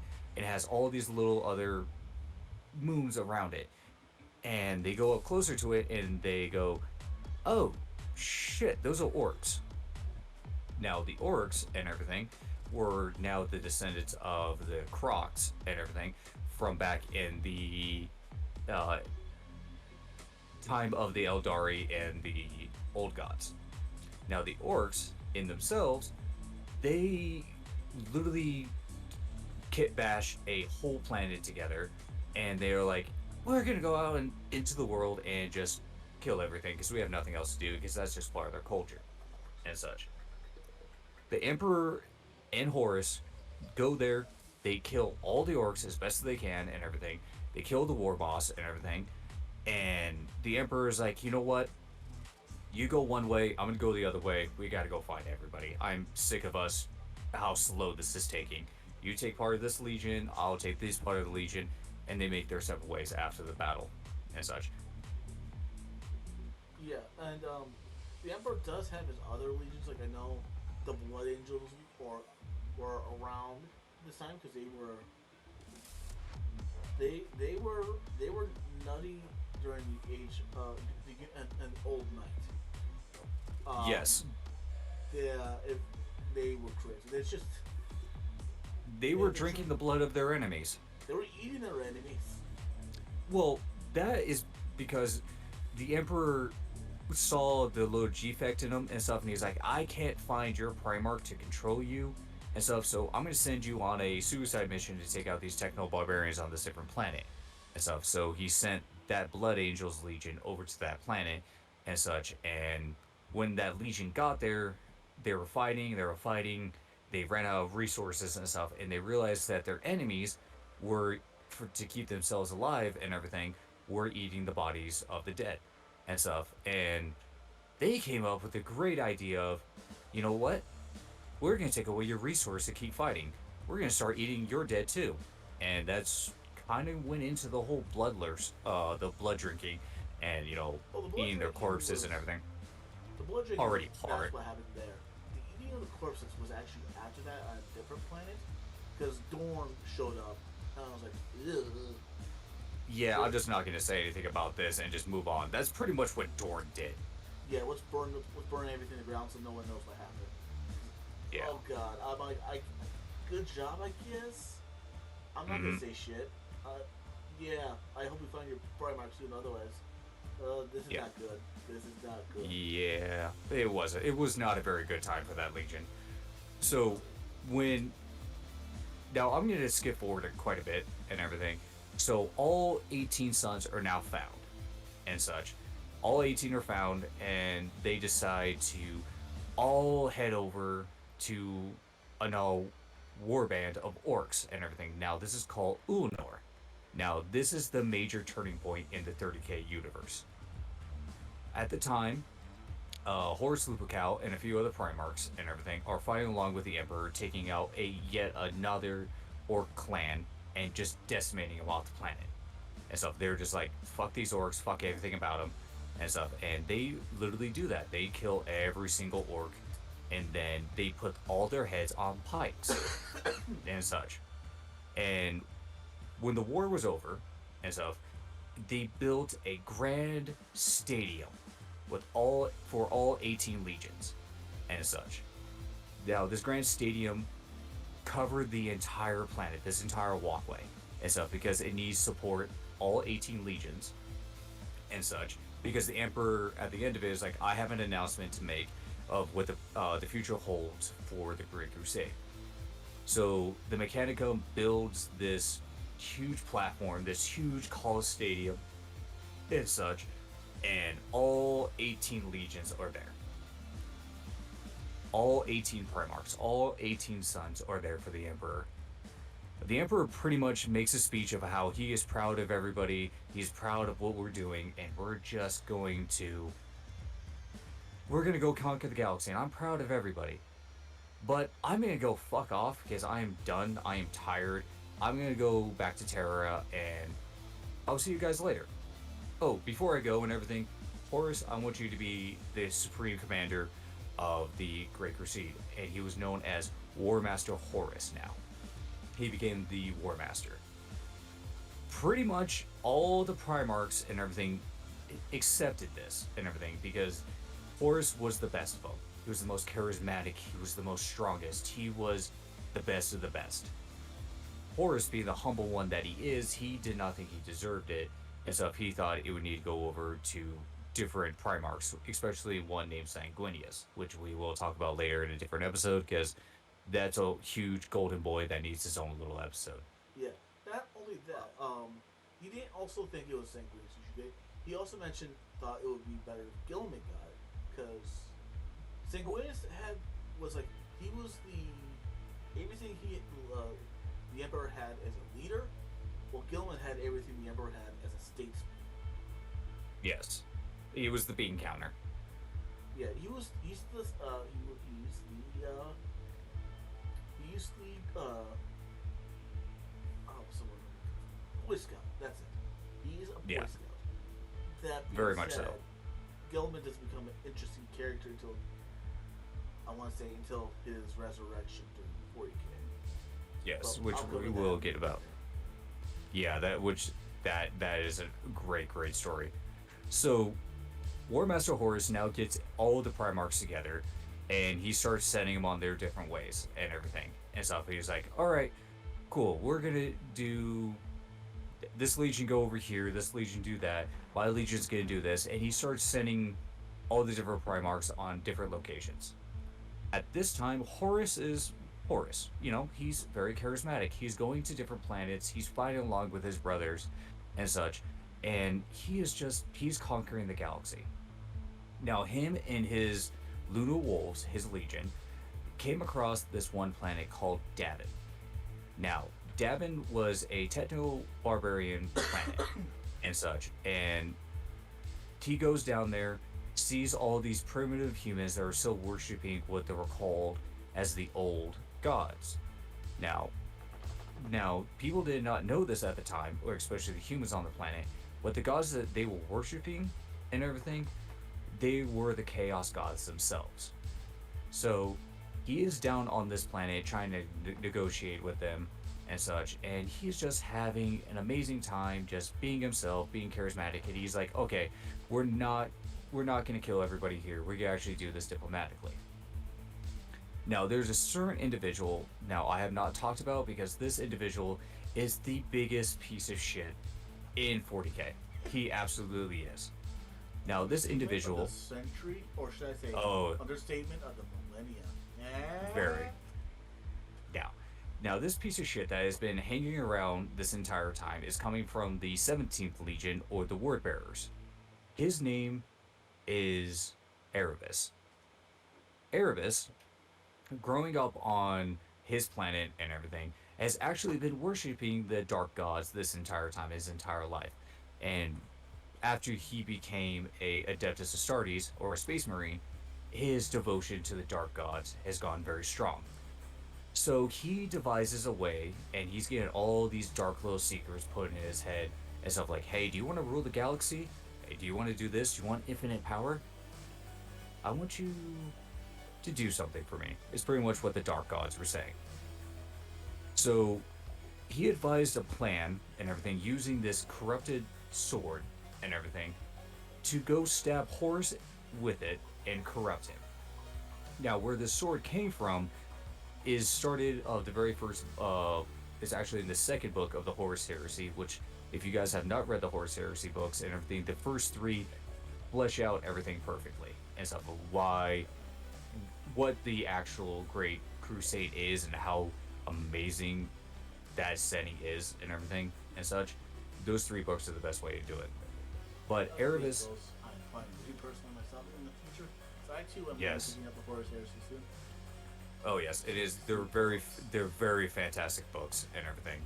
So Erebus has this sword, and he pretty much got it by deceiving everybody and stuff. He put some dark magic in it from the Chaos Gods and everything. And when he is down there on Davin and such, he pretty much pulls Horus off to the side and so he goes like, hey, these people are actually really bad. I think we need to slaughter everybody. And Horus doesn't really believe him at first. And he's like, no, I don't see that. I think we could do this diplomatically and stuff.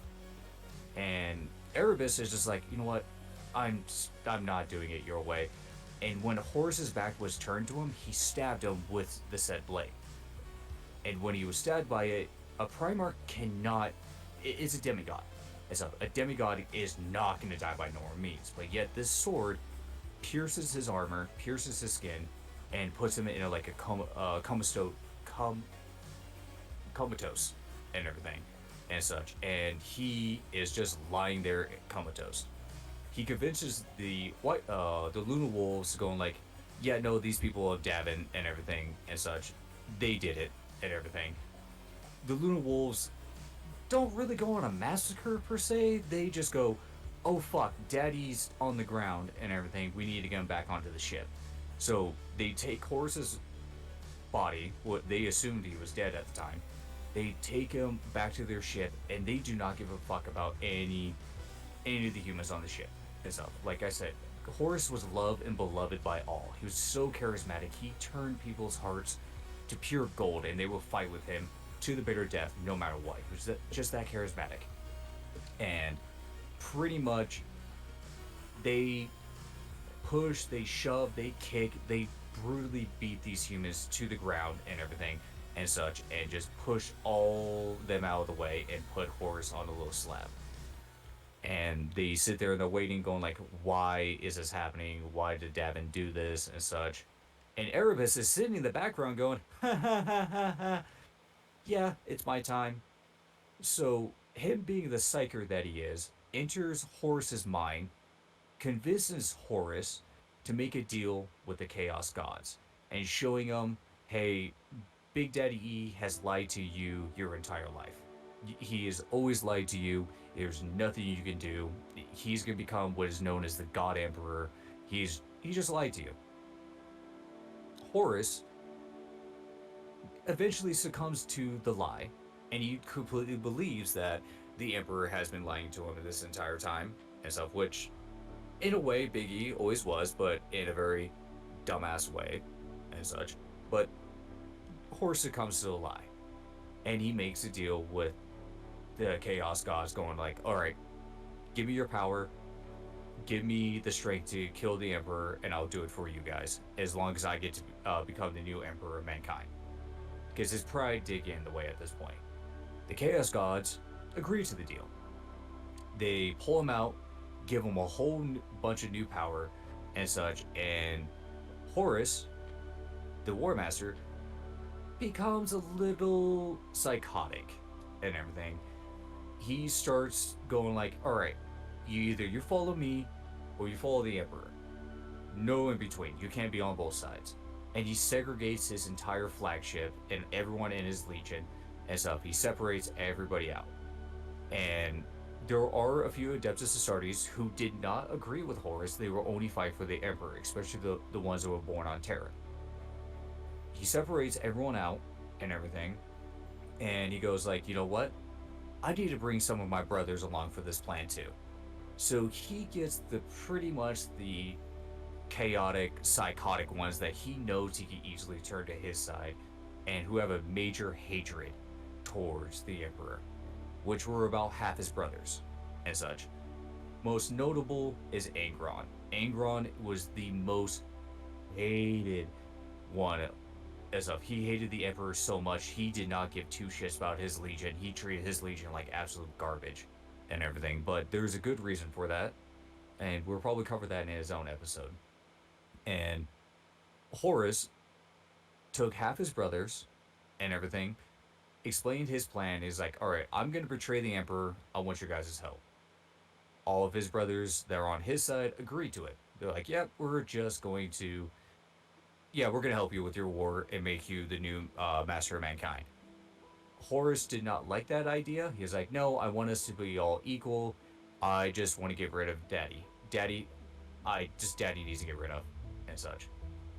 So he starts separating out everyone that is fighting for him and who's going to fight for the Emperor. Now, this goes into the turning point and the start of the Horus Heresy. Ulnor. No, excuse me, not Ulnor. Um, Ishvan. Ishvan 5, or also known as the Drop Site Massacre. Now, the Drop Site Massacre is pretty much, in layman's terms and everything, the loyalist legions and everything that Horus is going to portray and such, convinces them that on this planet and everything is a huge, huge force that not even he can take care of it himself.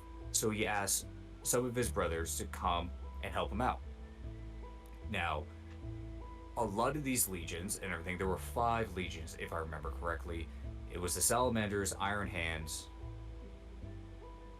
the Raven Guard. It was there one. Oh, and his own forces of the Luna Wolves. Those are the 4 major factions and stuff on the loyalist side and such. Or is there not one that I'm missing? Let's see here. There was the Iron Hands, Salamanders, Raven Guard, one more. Yeah, his own Luna Wolves. No, there was like one more royal. Um, Let me double check my notes and everything. 100% because As I know the Iron Hands have a beef with the Salamanders and the Raven Guard.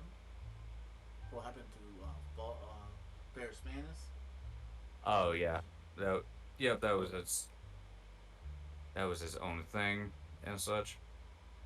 Um, God, why? God damn it. Okay, never mind. My apologies. Let's see.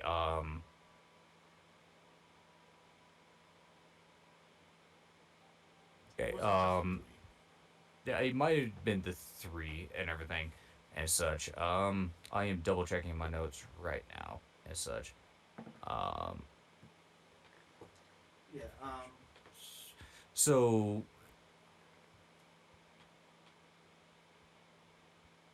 it's been three. Let's see.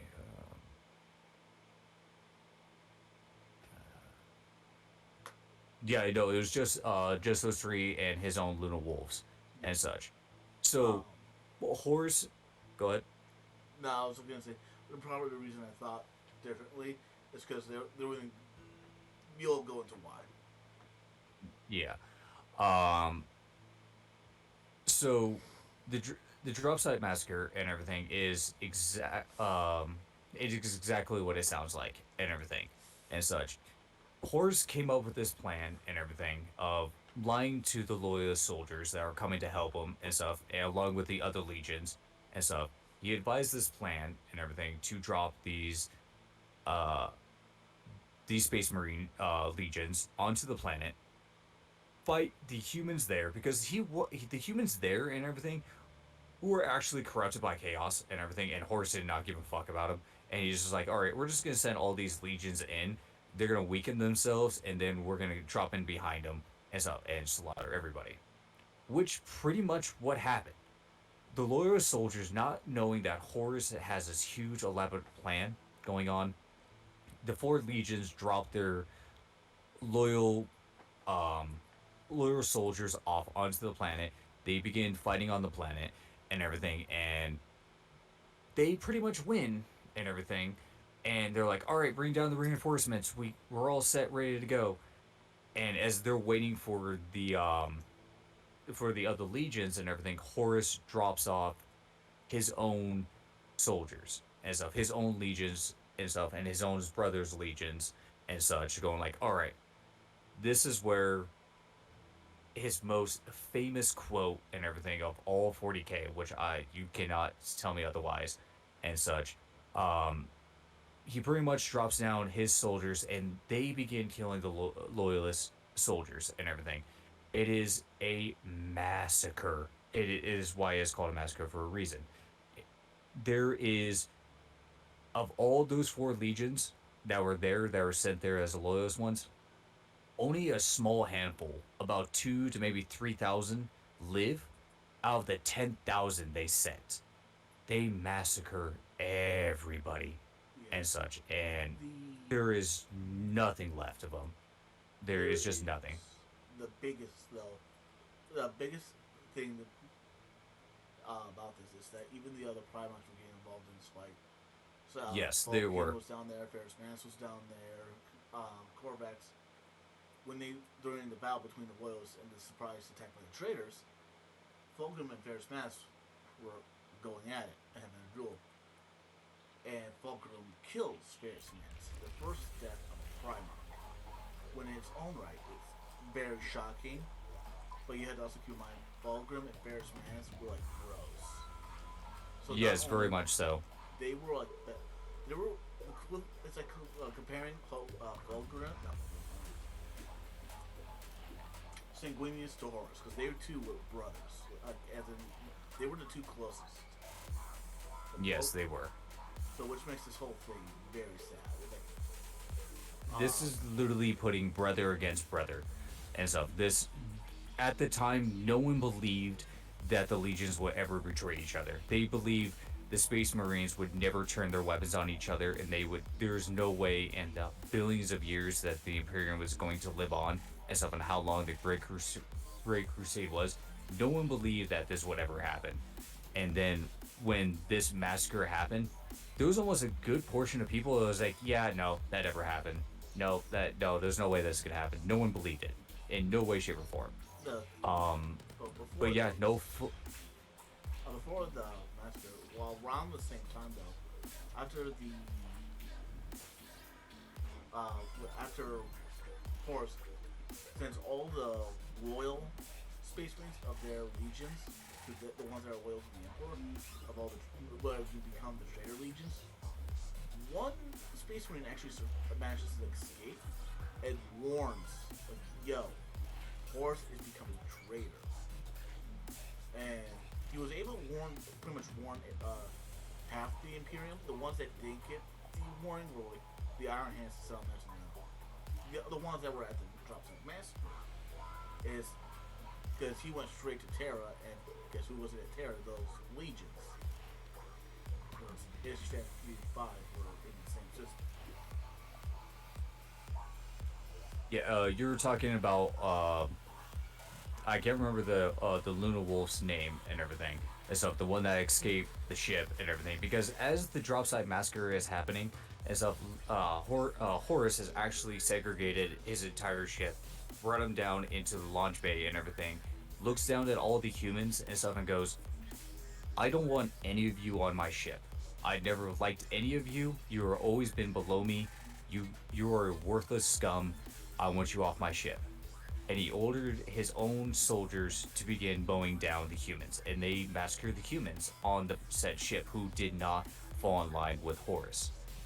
When all this bloodshed was going on, is of yes, there was the I can't think of the Luna Wolf name, but he was from Terra. Saw this all happening, grabbed a certain uh scribe from the humans and a bunch of her posse, put them all together. It's like, you're coming with me, we're getting on this ship, and we're getting the fuck out of here.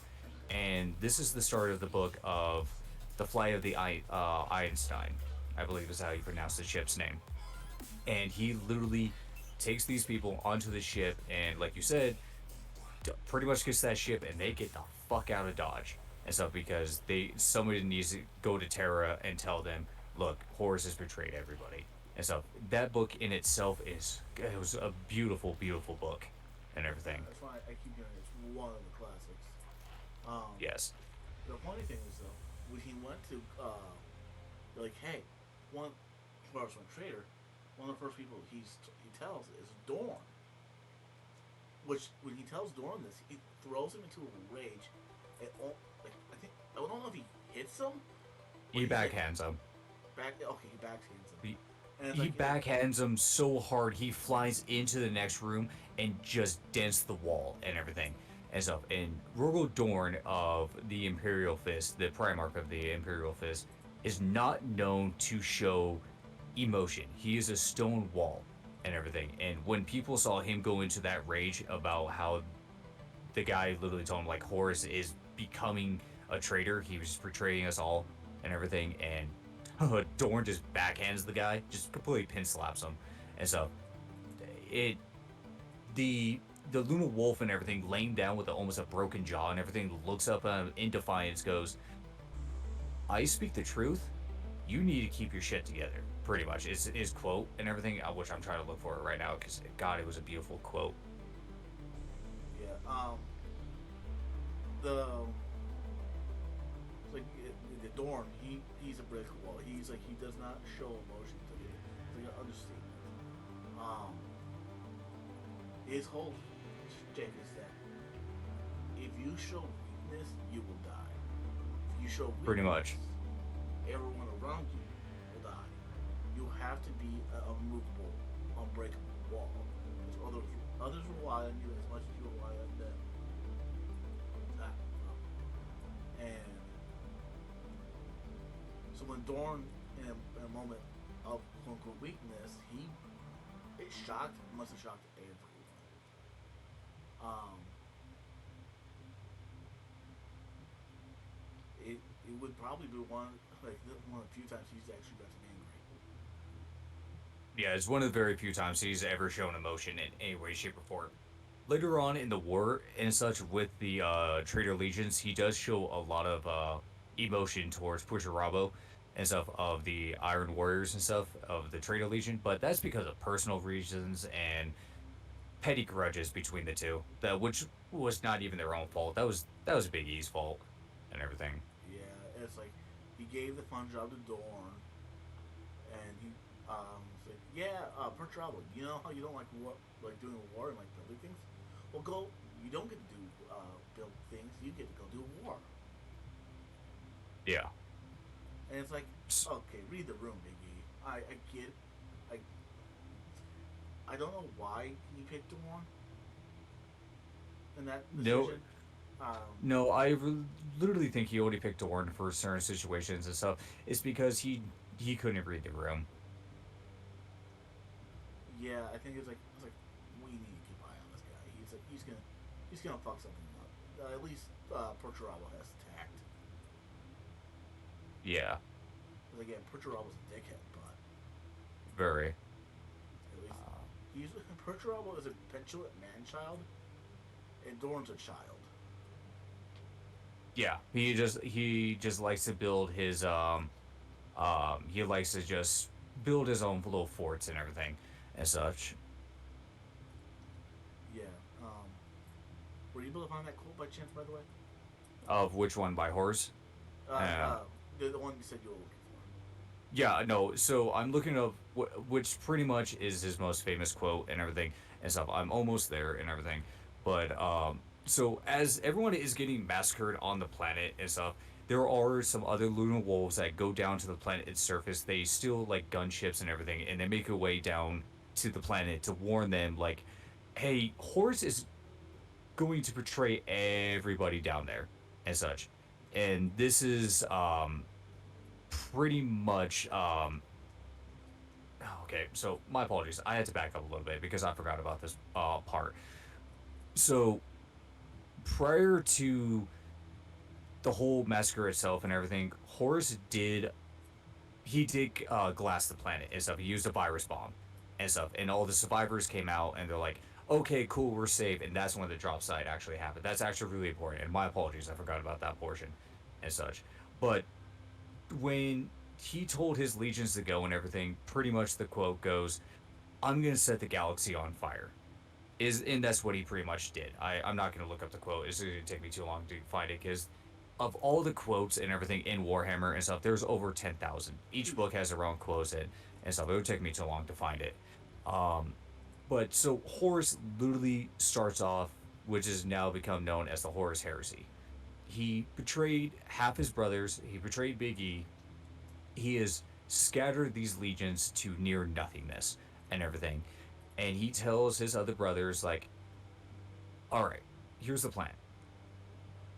Logar, which is the Primarch of the 17th Legion, you do your heresy thing with, the warp and everything, cut off the Ultramarines or the Blueberries and stuff, and take Angron with you.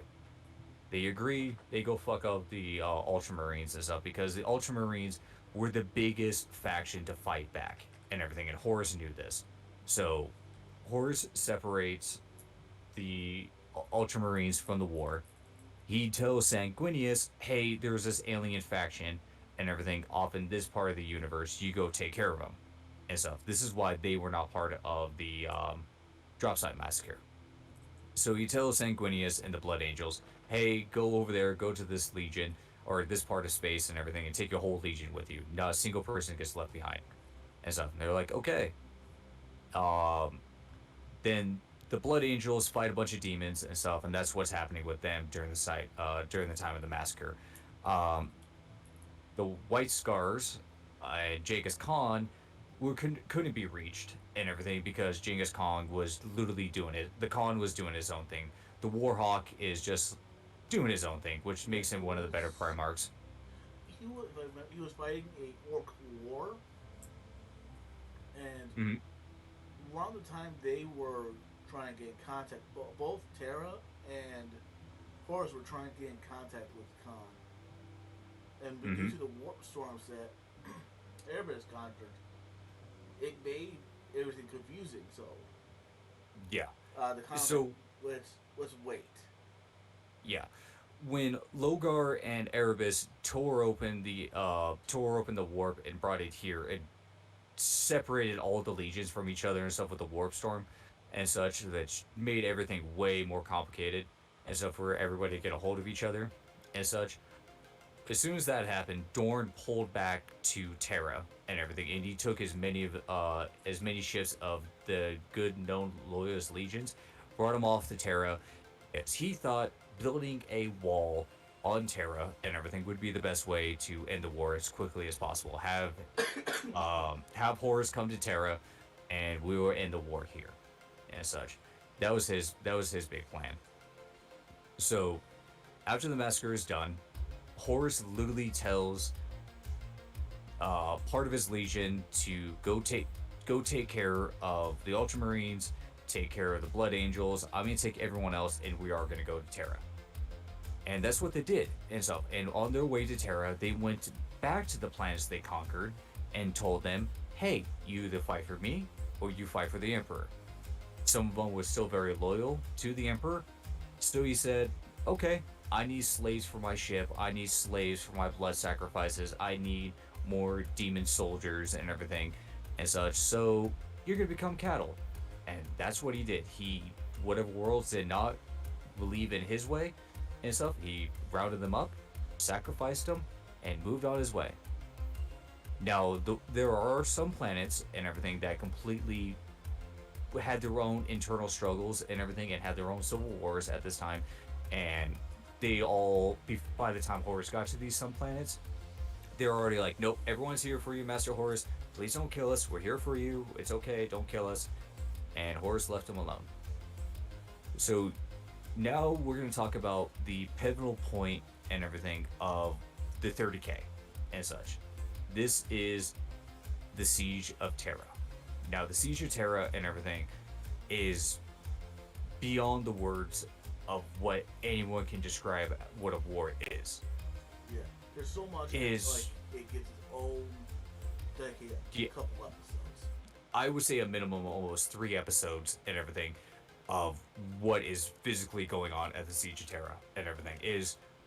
This is this is pretty much the final fight and everything of the Horus Heresy. It is the final fight Yeah, and everything. It is it's still big even boss ongoing. music, everything.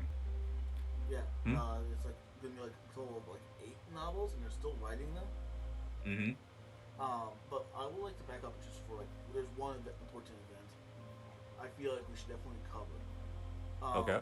Well, two technically. The legions that are not going to be taking part in the siege are the Ultramarines and the Dark Angels. Okay. Well, Because they were an Ultramar. Eventually, the Blood Angels, the Ultramarines, and the Dark Angels were able to form up in Ultramar and make a second Imperium because they thought the Emperor is dead. Warp travel outside of Ultramar is near impossible. Um, Conrad, this is a whole shtick of Conrad Kurz and him being a shithead. Um, yes, him and his night terrors. yeah, and then the other event I would say is the burning of Panero, Oh, where Prospero. Prospero. So that was long before Ishvan and stuff like that. Okay, so if we're gonna talk about the burning of Prospero and everything, that is long before the Ishvan and I everything. still So feel like it's very important because okay, it was a pivotal moment for I want to say for several for the entire legion. And yes, that was the 17th Legion, the Word Bearers, no, and such. the burning of Prospero. You're thinking Thousand Suns. You're talking about with Magnus the Red. Yes, the reason I say Ah, it's very important goes into what's going on in Terra at the same time. Magnus yeah. tried to warn Horus, like, hey, this is a trap. Don't fall for this. Horus doesn't listen to him, obviously. And Magnus, oh, I got warned Dad. I'm going to psychically project myself in the throne room and warn him. That was a Well, mistake. That yes, was and that also goes into the the Psyker Tendant and everything, the one they couldn't use their psychic abilities anymore, The and Council of such. Nicaea. Yeah, Nakia. They're pretty much saying Big E's like gets his legions together. It's like, hey, what do you think about psychic powers? And they're like, okay, it's unanimous, pretty much. No psychic powers, no libraries. Um, Magnus was upset about it. It's like, Dad doesn't understand. I'll show him how important it is. I'll tell him by sending an actual projection in the Golden Throne Room, which was a big mistake because he had a bunch of protection against that, which got broken. Big E was trying to make his own webway gate, his own path into webway. He wanted And that is the to, reason why he went back to Terra. yes, that is why he went back to Terra. To work on the secret project he did not want to tell anyone about. And as part of something that's still technically part of 40K to this day, because it's part of the problem that faces humanity. Well, what happens if Big E dies? What happens if this happens? If that happens? It is like something that's always there in the background, like a gun against humanity. And it's just chaos cannot pull that trigger. Mm. So Big E has like fend off the throne room from demon incursion. He was kind of tricked by Siege to do this. And the Emperor was like, Russ, go arrest Magnus and bring him back to Earth for a trial. Horus sends another message saying, no, the Emperor changed his mind. Just kill the Thousand Sons and Magnus the Red. And Russ was like, completely down with this. He hated Magnus. He hated all Psychers. He hated all of them. Yes, he hated Psychers. He's like, and it led to a huge, intense battle between him and Magnus. Like Magnus may have been like a psychic nerd, but he was still a fucking Primarch. Yes. In that battle, Magnus even managed to punch out one of his hearts. It was a fantastic. That book itself and everything was a fantastic book and everything, and yeah, no, the entire fight between Magnus the Red and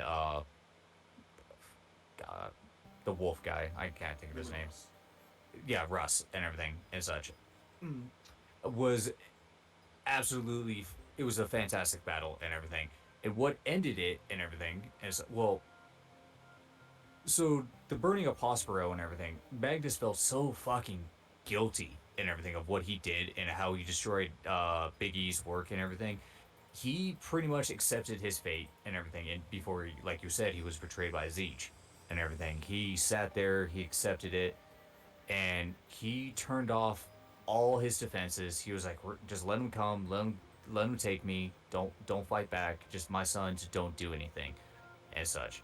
And to do this and everything, he actually had to kill 3 of his own sons and everything. He stabbed one completely in his back, one of his captains and stuff. He completely stabbed him in the back because the captain found out and everything what he did and everything and stuff. And Magnus had like no choice but to kill his own son right there in his own bedroom and stuff, which was a devastating part of the book.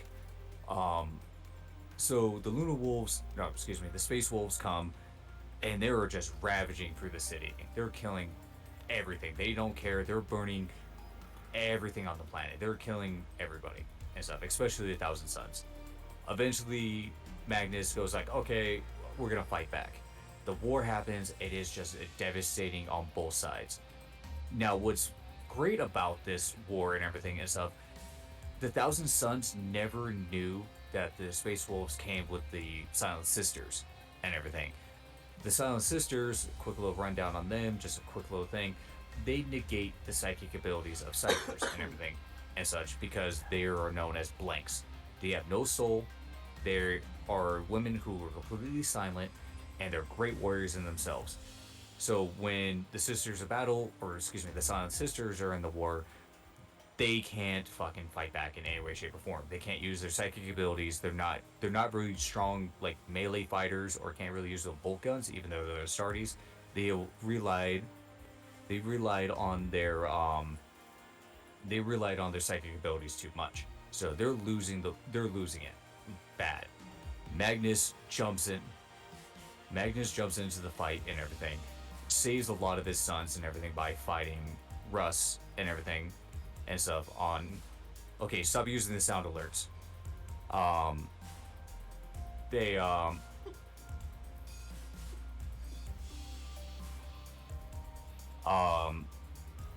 what's it called? Um, I lost my train of thought. My apologies. One sec.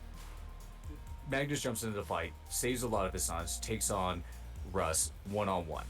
It is a huge, beautiful fight and everything, but Russ gets the upper hand and he's holding him above his head and everything. He's about to suplex and Batman this guy He and did. stuff. He did. He Hit him completely badly. yeah, he absolutely did.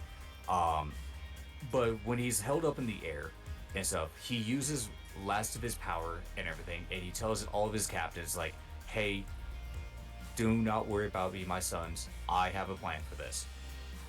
As his back is being broken in half and everything by Russ, he sends out this psychic wave to all his sons and all these people that they have saved and everything, and they all teleport themselves into the warp and stuff. He thought this would be the only way to save his legion and to save his people and such. And that's pretty much that's pretty much burning a Prospero in a nutshell and everything. We could do a whole segment of every breakdown of them and stuff, but those are episodes in themselves. Yeah. And It definitely also puts Thousand Sons of Magnus Rex in the clutches of Siege.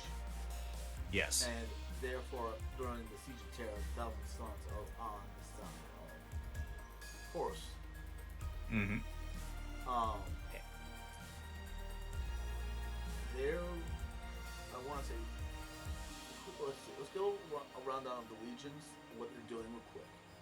We got the Blood Angels, the Imperial Fists, the Raven Guard, the Salamanders are all on Terra. Is that correct? No, the Raven. Yeah, no, I was thinking Dark Angels and The- Ultramarines are still away, and along with the Space Wolves, they're also away. Yeah, and so were the Dark Angels and stuff because they're still in Appearance of Mukundus and everything, along with Bean Counter Gilliman and stuff. They're still off on their own for a bit and everything. They don't know that the siege has actually happened, not yet. They do now, And actually, because that's yeah, because Sanguinius, when they found out, the only people who were able to get they sent back, were able to get to it Earth at the time, was Sanguinius and the Blood Angels, because they were with yeah, his Secundus, Gilliman with him to take the second Emperor. Um, who? So with the now Royals- there were pockets of pretty much all the Loyalist legions there and stuff because as they're running back to Terra and everything and stuff, they did pick up stragglers along the way and did make it through the warp. Not many ships did, but a lot of the Loyalist legions did make it back to Terra. There were pockets of a little bit of everybody and such. Um, Um, that being said, during the Siege of Terra, once it started kicking off, yeah. So during Gilman the and the Lion and everyone was on their way back. For the traders' time was ticking. yeah. So at the very beginning of it and such, the Word Bearers and Angron and stuff, they literally came up to the planet and they're like, "Okay, it is time to make a massacre," and such, and that's what happened. The Word Bearers and the World Eaters and everything pretty much stepped onto Terra, and they made their way to the capital and stuff. They made their way to the Golden Gates and everything, and they massacred everything in their way to make it to the gates of Terra.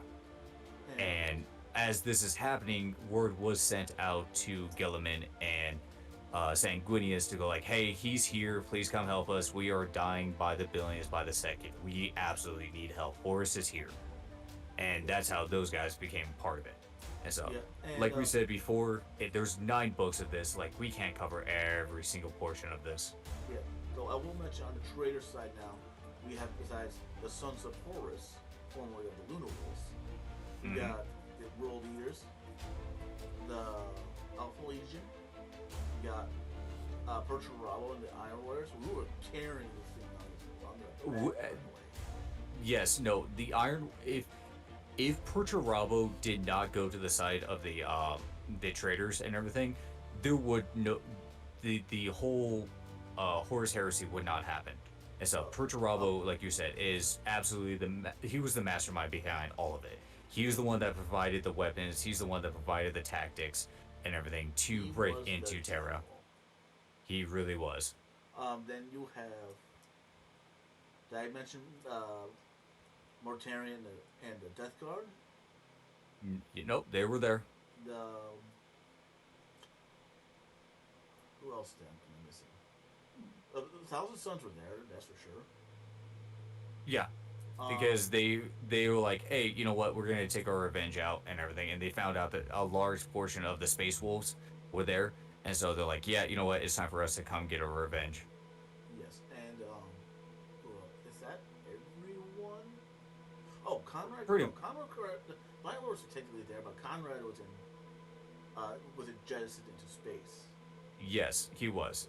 Yeah, no, he was jettisoned into space. He was not found until about uh pretty much towards the beginning of the 41st millennium and stuff, and no one knows where he's at right now and stuff. He is Yes. still terrorizing worlds, doing his own thing because he pretty much went insane in the 10,000 years when he was jettisoned into space by Sanguinius and stuff. He went insane, and so Yeah. now he just goes around planet to planet, just murdering everybody. There's That's what he's one doing. more loyal legion I forgot about. I'm ashamed of myself for forgetting about. But the White Scars were also on Terra. They were the Perturabo of the Loyalist legions, I would say. Pretty They, much, and if it everything. wasn't for the White Scars, they because no one knew what side they were gonna be on. Even Well, Mortarian's like, brother, come join with us. You should, and it's like, come out fight with a horse. And the Khan was like, a new emperor. It's like pretty much his whole shit. Like, yeah, Dad has some problems. Fuck yeah, he does. But the horse would just be a new big E, even if he makes it. yeah, And the only reason Mortarion went to him was like, who's gonna? Because he's like, he said something like along the lines like, you came to me, because you tasted the fruit of treachery and didn't like it. Who will send you against the Ether Weavers now? Angron? What ally? Kurz? Good luck. Don't lump, uh, don't come to me and don't lump me in with you, brother. You're on your own. yeah. No, Jagatai and everything is probably the best Primarch and everything during the time of the Gate or I the just think, Siege of Terra.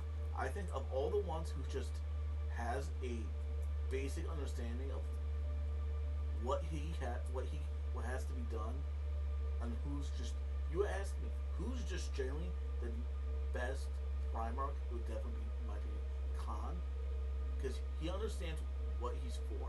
When he asks Sanguinius, uh, what's the prices of inaction, and he gets like a psychic answer. I was like, what? But it's like, what is the price of action? Will I save lives? He gets many. Then that's what I was made for. I ride out. He chooses to save lives at the end of the day. He does not. It's not a matter of pride for him. It's a matter of what's right and wrong. Yeah, And it's like not a lot. I would. It's like maybe for some of the loyals, for loyalists, it's and the traders are like it's 90% pride. Well, the con's like, I just want to protect people. It's like human lives were we were made to be better than them, so we can protect them. yeah. Um, So now yeah, all now we have all these factions fighting each other. The traders are almost winning. They're almost there. They're almost making their way into the throne room. They're about to make it and everything and such. Even we didn't cover these guys at all because they deserve their own episode and stuff. But these are called the Adeptus Custodes, the Emperor's personal bodyguards and everything. They are better than the Space Marines. They were an upgraded version of them.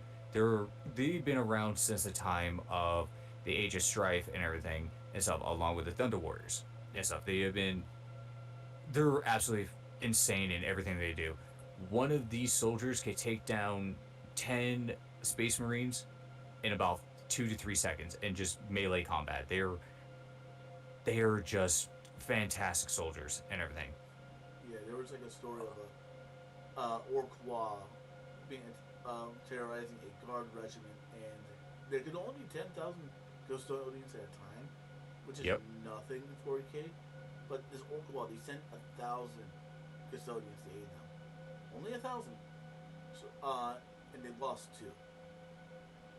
Yeah, they're almost unbeatable and such. Um, They're so just they're shy almost of in. Primarch, I would say. Oh yeah, they're. I think they're only like one hair away from being Primarchs themselves and everything. So the siege is happening. The war is all over the place and stuff. The loyalists are losing and losing and losing, and Horus and everything gets a little like not like a vision, but he gets a feeling like, ah, crap, Sanguinius is on his way. Um, the Ultramarines and Rubute is on his way. I don't have time for this anymore. I can't do it. If those two get here and we're still engaged in this siege and everything, we're not. I'm not gonna survive this. This is we're hitting against an anvil right now and stuff, and the hammer is coming. I have to end this right now. No, Sanguinius was at the Siege of Terra. Yeah. Oh no, Um, it was just the Ultramarines that were just coming, along with the Dark Angels. My and apologies. was left were I've the Space Wolves. Yeah, and that's when he feels like he's pressured into the corner and stuff, and he's like, all right, you know what? I'm gonna pull the biggest Chad move I can and stuff, and he literally with a psychic projection and stuff, and pretty much calls Big Daddy E on the box, which is like a radio to everybody in 40k, and he taunts the Emperor, going like, you know what? I am tired of this game. I'm tired of this war. Why don't you come up here right now and we'll settle this ourselves? And that's what he does. He literally taunts the Emperor to come onto his flagship and everything, and let's just end this right here, right now. Big E pretty much goes, you know what? Yeah, you're right. You're right, son. Let's end this right now. And stuff. We've been doing this for too long and such, and let's just do that. So the Emperor takes, well, he doesn't really take. Rogo Dorn and stuff goes with him because he fucking please and goes like, hey, let me go, please, daddy, please, take me with you. Sanguinius also comes along and I such. think And he forces himself on board. yeah, no, he absolutely does. Sanguinius forces himself along too and everything. Pretty much everyone that goes with the Emperor onto the Vengeful Spirit and stuff, or that's the name of the flagship and everything of Horus's flagship and everything and such. Pretty much they force their way on there, and they take 10 custodian guards, and that's really it. It's just this small little group and everything, and they teleport to the Vengeful Spirit. Now, when they get tossed onto the Vengeful Spirit and everything, pretty much it is a one-way fight all the way to the bridge to go. No, actually, my apologies. They actually get separated because of teleportation and everything. Sanguinius is on his own. Horus is on his own and stuff, and the Emperor and his guards and everything are on their own. So everyone starts finding the way to the bridge. Sanguinius, the Primarch of the Blood Angels, is the first one there, and he sees what Horus has become.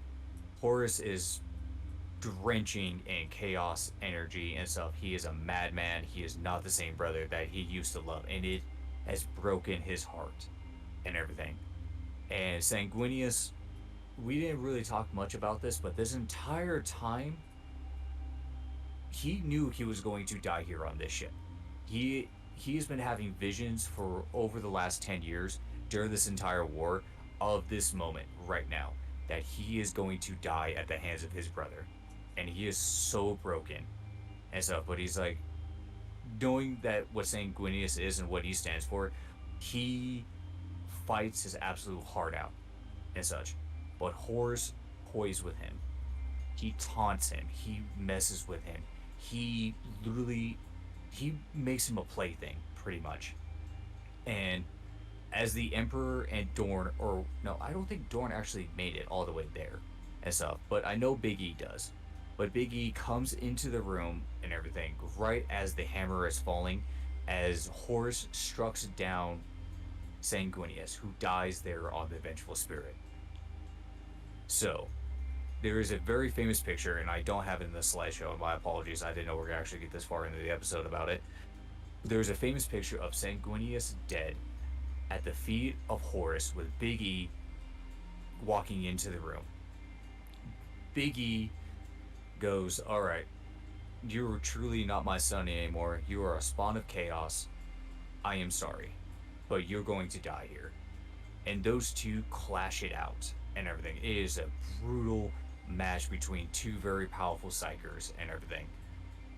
Horus almost wins. Almost. He puts large dents into the Emperor's armor. He dents him tremendously. He has got him on his knees. He is about to just take the head of the Emperor, and he is all joyful and everything. Horus is all ready. And then GW does the GW thing. And the Emperor builds up his psychic power and he says, "You no longer exist. I am going to destroy you atom from atom." And that's what he does. The Emperor literally Kamehameha blasts Horus in the face and destroys him down to the molecular level and removes him and his soul from existence. There is no more Horus Lupercal anymore. The War Master is completely dead. He is not coming back. No matter how much people fucking think he's gonna come back, he is not coming back. He is gone. He is erased from existence. That portion of him. I know about the clones and everything and stuff, but no. That Horus Lupercal, the War Master, at this time, he is completely gone. Yes. Now Horus.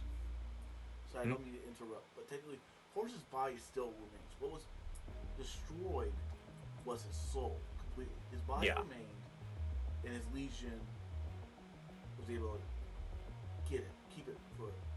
The reason why Horus was able to win is because of all his sons, Emperor truly loved, it was Horus. It wasn't until he was battered and beaten on death's door that he was able to see, he is gone. And the reason is, it's still debated. If you ask a space marine, there was a space marine that stood between the Emperor and Horus. Yes, custodian. It was one of them. My favorite interpretation of this story is a man by the name of Ominius Pius, a perpetual, someone who has the ability to respawn from death, even if he's vaporized, until his soul is destroyed. A perpetual will remain, and he stands before the Emperor. Just all he has is his immortality. He's just a normal dude who's been best friends with the Emperor for a very long time, and he stands before him. And give me a second. And there's a very good quote.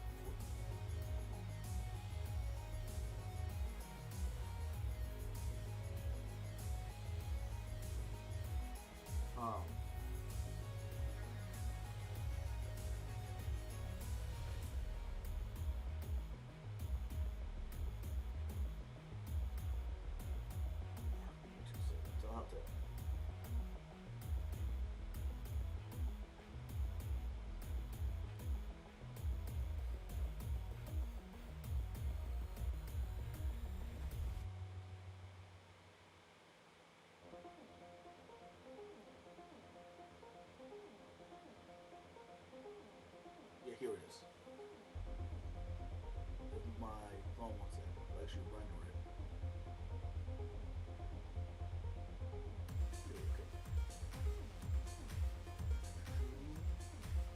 Okay, it's there's more to the quote, but it pretty much goes, here it is. I shall, where I fall, 10 more should take my place, and 100 each of them. Strike me down. I am the harbinger. Pretty much what. He knew he was gonna die. He was not able to take down Horus. The Horus would face the wrath of the man. Every man, every woman in the Imperial Guard would not rest until Horus's head was on a spike. Yep. Pretty much his the saying is like, yeah, kill me. And if you kill the Emperor, you are a dead man mark. Because for what one man can hold, can't hold, 1,000 men can. And that's why I like that story the most. Is Oh yeah. In my opinion, Alliance Pius is the face of humanity, and he's not the Emperor, but him, because he doesn't have all this psychic powers. He's not altered. He's not some demigod. He's just someone who's been along for a very long time. And oddly enough, he is the only Catholic left at that point. He is still a Christian. And Emperor's okay with it because he knows him so very well. And Alliance PS, when he's standing for Horus just kills him outright. And I mean, kills him. His soul is destroyed, ripped from his body right before the Emperor. And he's just laughing with joy, like how pathetic he was to him. And that's when the Emperor realized his son was gone. So he mustered every ounce of psychic power he had, and he speared his son through the chest, killing his soul. And for a moment, curing him from chaos. And you could see in the moment before his death what he has done, and the regret and the sorrow on his face. For the moment right before he dies, he is finally Horus Lupercal once more. The man who truly loved the Emperor and who truly wanted the best for him. Yeah, but he is completely gone now. He is completely gone. There is a story he is cloned, like, and he still the clone had his memories, but it wasn't him. It goes into because his soul is gone, and that's where a majority of the power of the planet returns. You clone 1,000 horses, they will all have his memories, all his personalities, but they would not. And and then when I'll let you continue, but I just felt like the story of Alliance PS is very important. Oh yeah, it is. Of humanity in 40K. It is. So, during this entire fight with Horus and everything, Big E was actually mortally wounded and such by Horus and everything and such. And now, I think this is where Dorn actually comes into the picture now, because he's coming at like the end of it and stuff, and he calls down to Taros like, "Hey, teleport us right the fuck out of here right now. We got to get off this ship and such." It was Dorn and Khan. Oh yeah, because the Khan came onto the ship too after he figured out they were going to the flagship. So those two those three technically have teleported off and everything and such, and they sit him atop what is now known as the Golden Throne, which was part of the webway that the Emperor was working on and such. Now, when Big E is now sitting on this throne and everything here in 40K and such, to sustain the life of the Emperor, they need to sacrifice 1,000 psychers a day to him to keep him sustained and alive. And that alone and everything is pretty much sets what is going to, what we're going to talk about probably in the next episode, is how the God Emperor came to be during the Horus Heresy and why he's worshipped as a god now and everything and such, because he is sitting on this golden throne as a half mutilated corpse, a corpse emperor exactly and stuff, and he needs 1,000 psychers a day sacrificed to him in the 10,000 years up to 40K. Just 1,000 souls a day and stuff. It's ridiculous. Like, it's 1,000 souls a day just to remain this corpse emperor and everything and such. But I think that's where he belongs. He, Now, Big E, yeah, Big go E ahead. did a lot of fuck ups. Yeah, he fucked up. I did really did the quick math real quick. Just on the bare minimum, 1,000 souls a day for 10,000 years is close to 3 trillion people. Yep. Um, Now there's a reason why they keep sacrificing. So a cycler's stool. It's because when he's strapped to that golden throne, he becomes a North Star in the warp. And without that Northern Star in the warp, humanity's done. There is no more warp travel. So it's less of like say sacrificing people to keep a god alive, the more of we need him alive or we're all dead. He is the safe point. He is the safe harbor inside the warp itself. Yes, and kind of goes into when Philos here. We'll go into more of that. Um, what 40K is because I talked to him last time. And we'll be. This is like quote unquote. It's since he was unable to join us for the first episode. I'll quote unquote technically sign this episode as homework. um, so that way the next episode won't be like say all this plus 40K. Yeah. It'll be a little bit easier. He can digest this on the same time. Um, yeah, next episode we'll definitely have a third guest star. Um, yeah, that pretty much that is where we are at with 30K. Though one big important thing is by the time when Horus is dead, all the traitor legions scatter. They just Mm-hmm. they bail, and Gilman, the Russ, the Lion, they all come back and like see what they've done.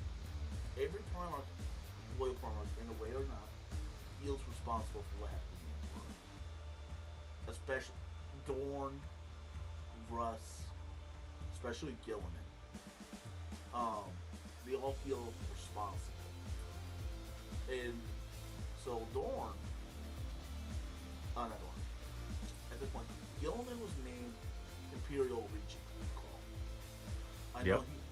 he's the current Imperial Regent for a game, but since he's the best statesman, he was named Imperial Regent while his father's. Yeah. Now there is a character we did not mention. Now that I'm thinking about it, his name is Malcador the Sigilite. Malcador the Sigilite is Emperor's best friend. He is during the entire crusade pretty much. He was by the Emperor's side. He was the sketchy of bias. He started the Assassinorum. He helped Biggie start the Inquisition. He was just as important to the Imperium as Biggie is. I would argue. No, Um, he was Big E's right hand man during all of it. yeah, and Big E, as he's being put in, before he goes to Forest, he needs someone to sit on the throne to keep him from him. Malcador, being an extraordinarily powerful psychic, he asked him to take the spot. But no, it would be everyone's aware he would eventually kill him. And as Malcador accepts his fate, he takes his seat on the golden throne. The Emperor turns around, goes, "From this day on, Malcador the Sigilite is no more. Behold, Malcador, the hero, for he is sacrificing his life for the Imperium." And when the Biggie comes back to the golden throne, Malcador is just barely hanging on. And as he gets up to so they can put the Emperor on the golden throne, Malcador gives the last of his life to the Emperor, saving him just for that, a little bit longer, so he can be put on the throne. Yeah, because Big E was literally he was like a breath away from dying as they were hooking him up and everything, and Malcador is like, "All right, I'll give you about 30 more seconds of life and everything," and that's all. That's what he's mostly remembered for. Yeah, but you have to also keep in mind the last thing, one of the last things the Emperor sees before he's entombed in the Golden Throne, he sees what his son is become. He strikes him down. Is carried back to the Golden Throne. He then proceeds to watch his best friend die and turns into a pile of ash. Pretty much. And it's from there he pretty much goes into a comatose state. And he becomes known as the Corpse Emperor. The Carrion Lord. And he's starting to stir. And we'll cover that in the next episode for sure. The Emperor Man, even though he's no longer a walking, talking character, he is starting to make waves again. In Dark Imperium 2, it's argued that he bestows a character with a significant chunk of his power.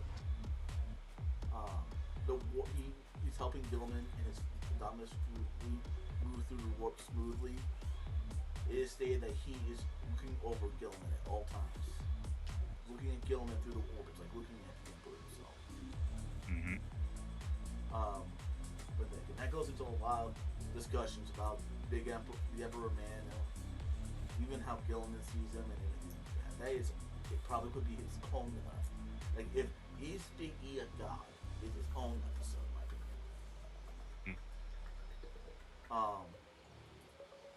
Another big thing I feel like we should definitely mention is that the Mechanicum revolted as well. After the Mechanicum went traitor, and yes, after the Horus Heresy, that path became Dark Mechanicum. And boy, are they scary! Oh yeah, a good portion of them actually went into the Ire Terra and everything, which that's a whole bucket right there to hash out. Yeah, the Ire Terra being where Slanesh was born, and where all the homeworlds, all the maiden worlds of the Eldar used to be. That was their capital, if I remember correctly. Yeah, bless you. You're talking about what's it called? With the Jakari are? No, where the Drukari are, they're in the Webway. They're in Cadia. Not Kamara. Yeah, Kamara. The home world, like the home worlds where the Eldari were found, were where the most mass of the Eldar were the Iterra was. Yeah. Now, quick thing about the Iterra and Slanesh. The reason why the Craft World could save her off, the she who thirsts off, is with soul gems, while the Drukari has torture people. Which, if I had you, you ask me who's the most evil before it came, Drukari. Oh yeah, hands down. I mean, they make you a fucking flesh lamp and everything, or the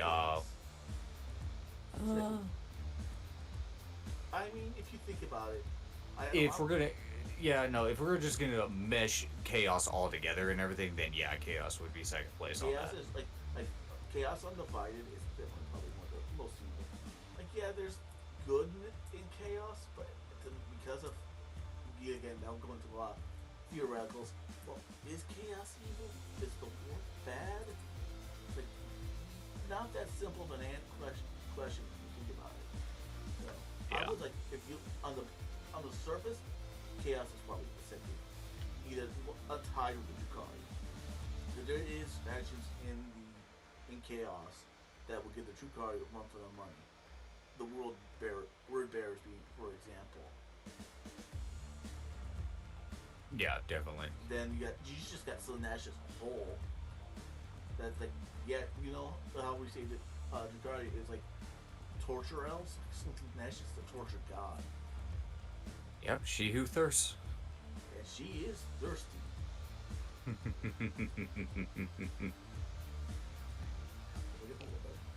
A tall glass of Sloosh. Yeah. Well, do you got any closing statements or anything? There's a couple things I really should bring up. The scouring, quick, but that's just we still don't know much about that. Scouring being all the oils pretty much banding together. Like, let's go fuck this shit up. And Gilman writing the Codex Astartes, like dividing the legions into chapters. Several not being pleased with it.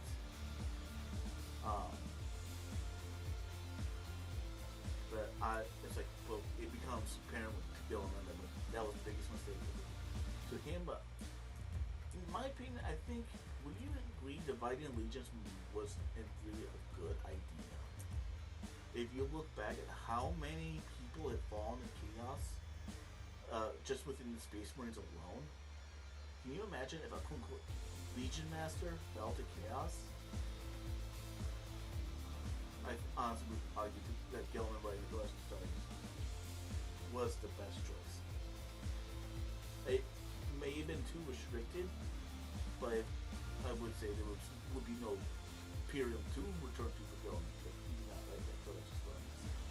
Yeah, very. I was like, no, I do understand where Gilliman's coming from. When he says it was a mistake, he should have given them a little bit more freedom. The War of the Beast definitely being pretty evident of that. But another thing is throughout the Scouring, all the Primarchs go missing. All the loyal Primarchs. Dorn goes missing during the first Black Crusade. Khan goes into the Webway to chase after the Chikari because he stole some of his people. Russ goes into the Eye of Terror to look for a way to heal the Emperor. Alliance is asleep. Gilliman was slit in his throat by Fulgrim and put on stasis for 1,000 years. Corvax is in the war chasing after Lorgar. Vulcan's on his respawn timer. So yeah, it's like the Primarchs are gone, and the age of humanity and the age of the 41st millennium is in effect. Yeah, that is pretty much what led up to 40K. Why it is the way it is. There are things like why are they now worshiping the Emperor as a god? Well, there's several reasons, and each reason will probably be its own episode. Why is everything degraded to its extent, etc. But though that is pretty much the basic history, but set up everything to become the King state as it is. Yeah, very much so. So, do you have anything like that? Without No, I mean, all pretty much everything that's happened after the Horus Heresy and everything is of its in itself. It would take us almost 3.5 hours because this first episode is literally almost 3.5 hours. It would take us another 3.5 just to talk about. To talk about that. Technical difficulties. The first episodes take almost 3 hours. Yeah, no, but yeah, pretty much the only thing what I have to say after the Horus Heresy and everything is it only gets worse. It just gets so much worse for everybody and stuff. There is no hope. There is no future. This is the grim, dark future where there is only war. That's all I have to say. Okay, now I'm gonna take. There is a quote I want to pull quick. I believe it pretty much starts at the beginning of every 40K novel. Okay, and we'll end up episode on this. For more than 100 centuries, the Emperor has sat immobile on the golden throne of Earth. He is the master of mankind. By the might of his inexhaustible will, armies, a million will stand against the dark. Yet he is a rotting carcass, carrion lord of the Imperium, held in life by marvels from the dark age of technology, and 1,000 souls sacrificed each day so his may continue to be good. To be a man in such time is one amongst untold billions. It is to live in the cruelest and most bloody regime imaginable. It is to suffer an eternity of carnage and slaughter. It is to have cries of anguish and sorrow drowned out by the thirsty laughter of dark gods. This is the dark and terrible era where you will find little comfort or hope. Forget the power of technology and science. Forget the promise of progress, advancement, forget any notion of common humanity or compassion. There is no peace amongst the stars, for in the grim darkness of the far future, there is only war. Yep. That is What is it? Warhammer 40,000 in a nutshell. Pretty much. and it fucking rocks. It blows fucking hard, but it rocks. I fucking love it. Yeah. So, okay, that's pretty much where we're gonna leave it for today. We'll probably set the second episode when Beal is able to join us, and we'll go more into the Imperium and all the other races, and more of a loose. What has the Imperium been up to? What has the other races been up to? When, in the emergence of other factions. Just again another general loose timeline maybe, because there's like the War of the Beast, Age of Apostasy, the War of Armageddon 2 and 3, the Fall of Cadia, the Damas Crusade, and all of that. All of that would probably take its own episode. Oh, very much so. Yeah, and I'm looking forward to it. To be honest. I am too. Okay, with before we go though, now since we both are streaming this, does anyone have any questions? My chat is dead. Yeah, yeah, fair. I understand. Like, not to everyone, I don't blame anyone the community for not being totally interested. Yeah, like 40K is one of those things like, oh, it's gonna give me a headache to think about. It gives me a headache on a regular basis. Though it's one of those headaches I actually do enjoy. Yeah, it just needs to be taken in chunks and everything. Yeah, Eventually, it's just small little chunks and everything. That's all it really boils down to. You take everything in small little chunks and everything, and you just take one spoonful at a time. yeah. Once we get the timeline set aside, we'll probably do smaller 1 hour episodes. Kind of like, so it's like not, so we don't start overwhelming people. Yeah. Because I'm like, some episodes are gonna be longer. Like, this is probably gonna be one of the more longer episodes I'm gonna do. But Oh yeah. But it's just the introduction and everything.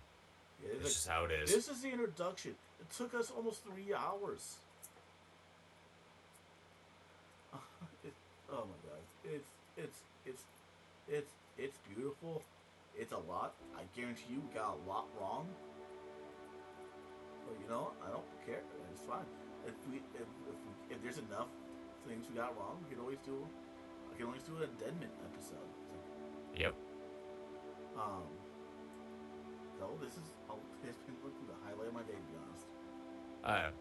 Same. It's very rare that we find people to actually talk about Warhammer with and everything. It's a very small, selective community. Yeah, There's a lot of us out here. There's a lot of us out here who play. They either talk about the lore or get into the tabletop, or just do the painting itself. There's many different facets of this hobby. Yeah. Next, I think if depending on when Velo can get involved, the next time we'll probably be on the same screen like this. It's probably or similar to the same screen. It's probably be the tabletop simulator. We'll put our favorite armors against each other. Oh, okay. I mean, I got mine set up and everything and stuff. I actually. Okay, I can walk you through that if you need help and everything. But I got a 500 point combat patrol ready and stuff with my Tau. Okay. Okay. Well, I'll probably hit stop recording. We'll take a quick break. And then we'll probably take a look at that. I am curious. If you Oh no, I'm gonna hop into VRC and everything and stuff. I got a friend who wants to come hang out with me and my community and stuff tonight, so we're gonna go do that and everything. Okay, no problem. I'll download it, take a look at it. If you want, I'll send you some DMs of what I used and everything and stuff, and what set me up on everything and such. I would appreciate that. I'm probably gonna take a break real quick and probably end stream, and then probably start playing some Stardew Valley again. Ooh, nice. I need some. Nice. Like, put something on the background. Of course, next I'm gonna go over this real quick, and edit it a little bit, and then upload it to YouTube. Get that taken care of. Okay, thank you for coming by the way. I appreciate it.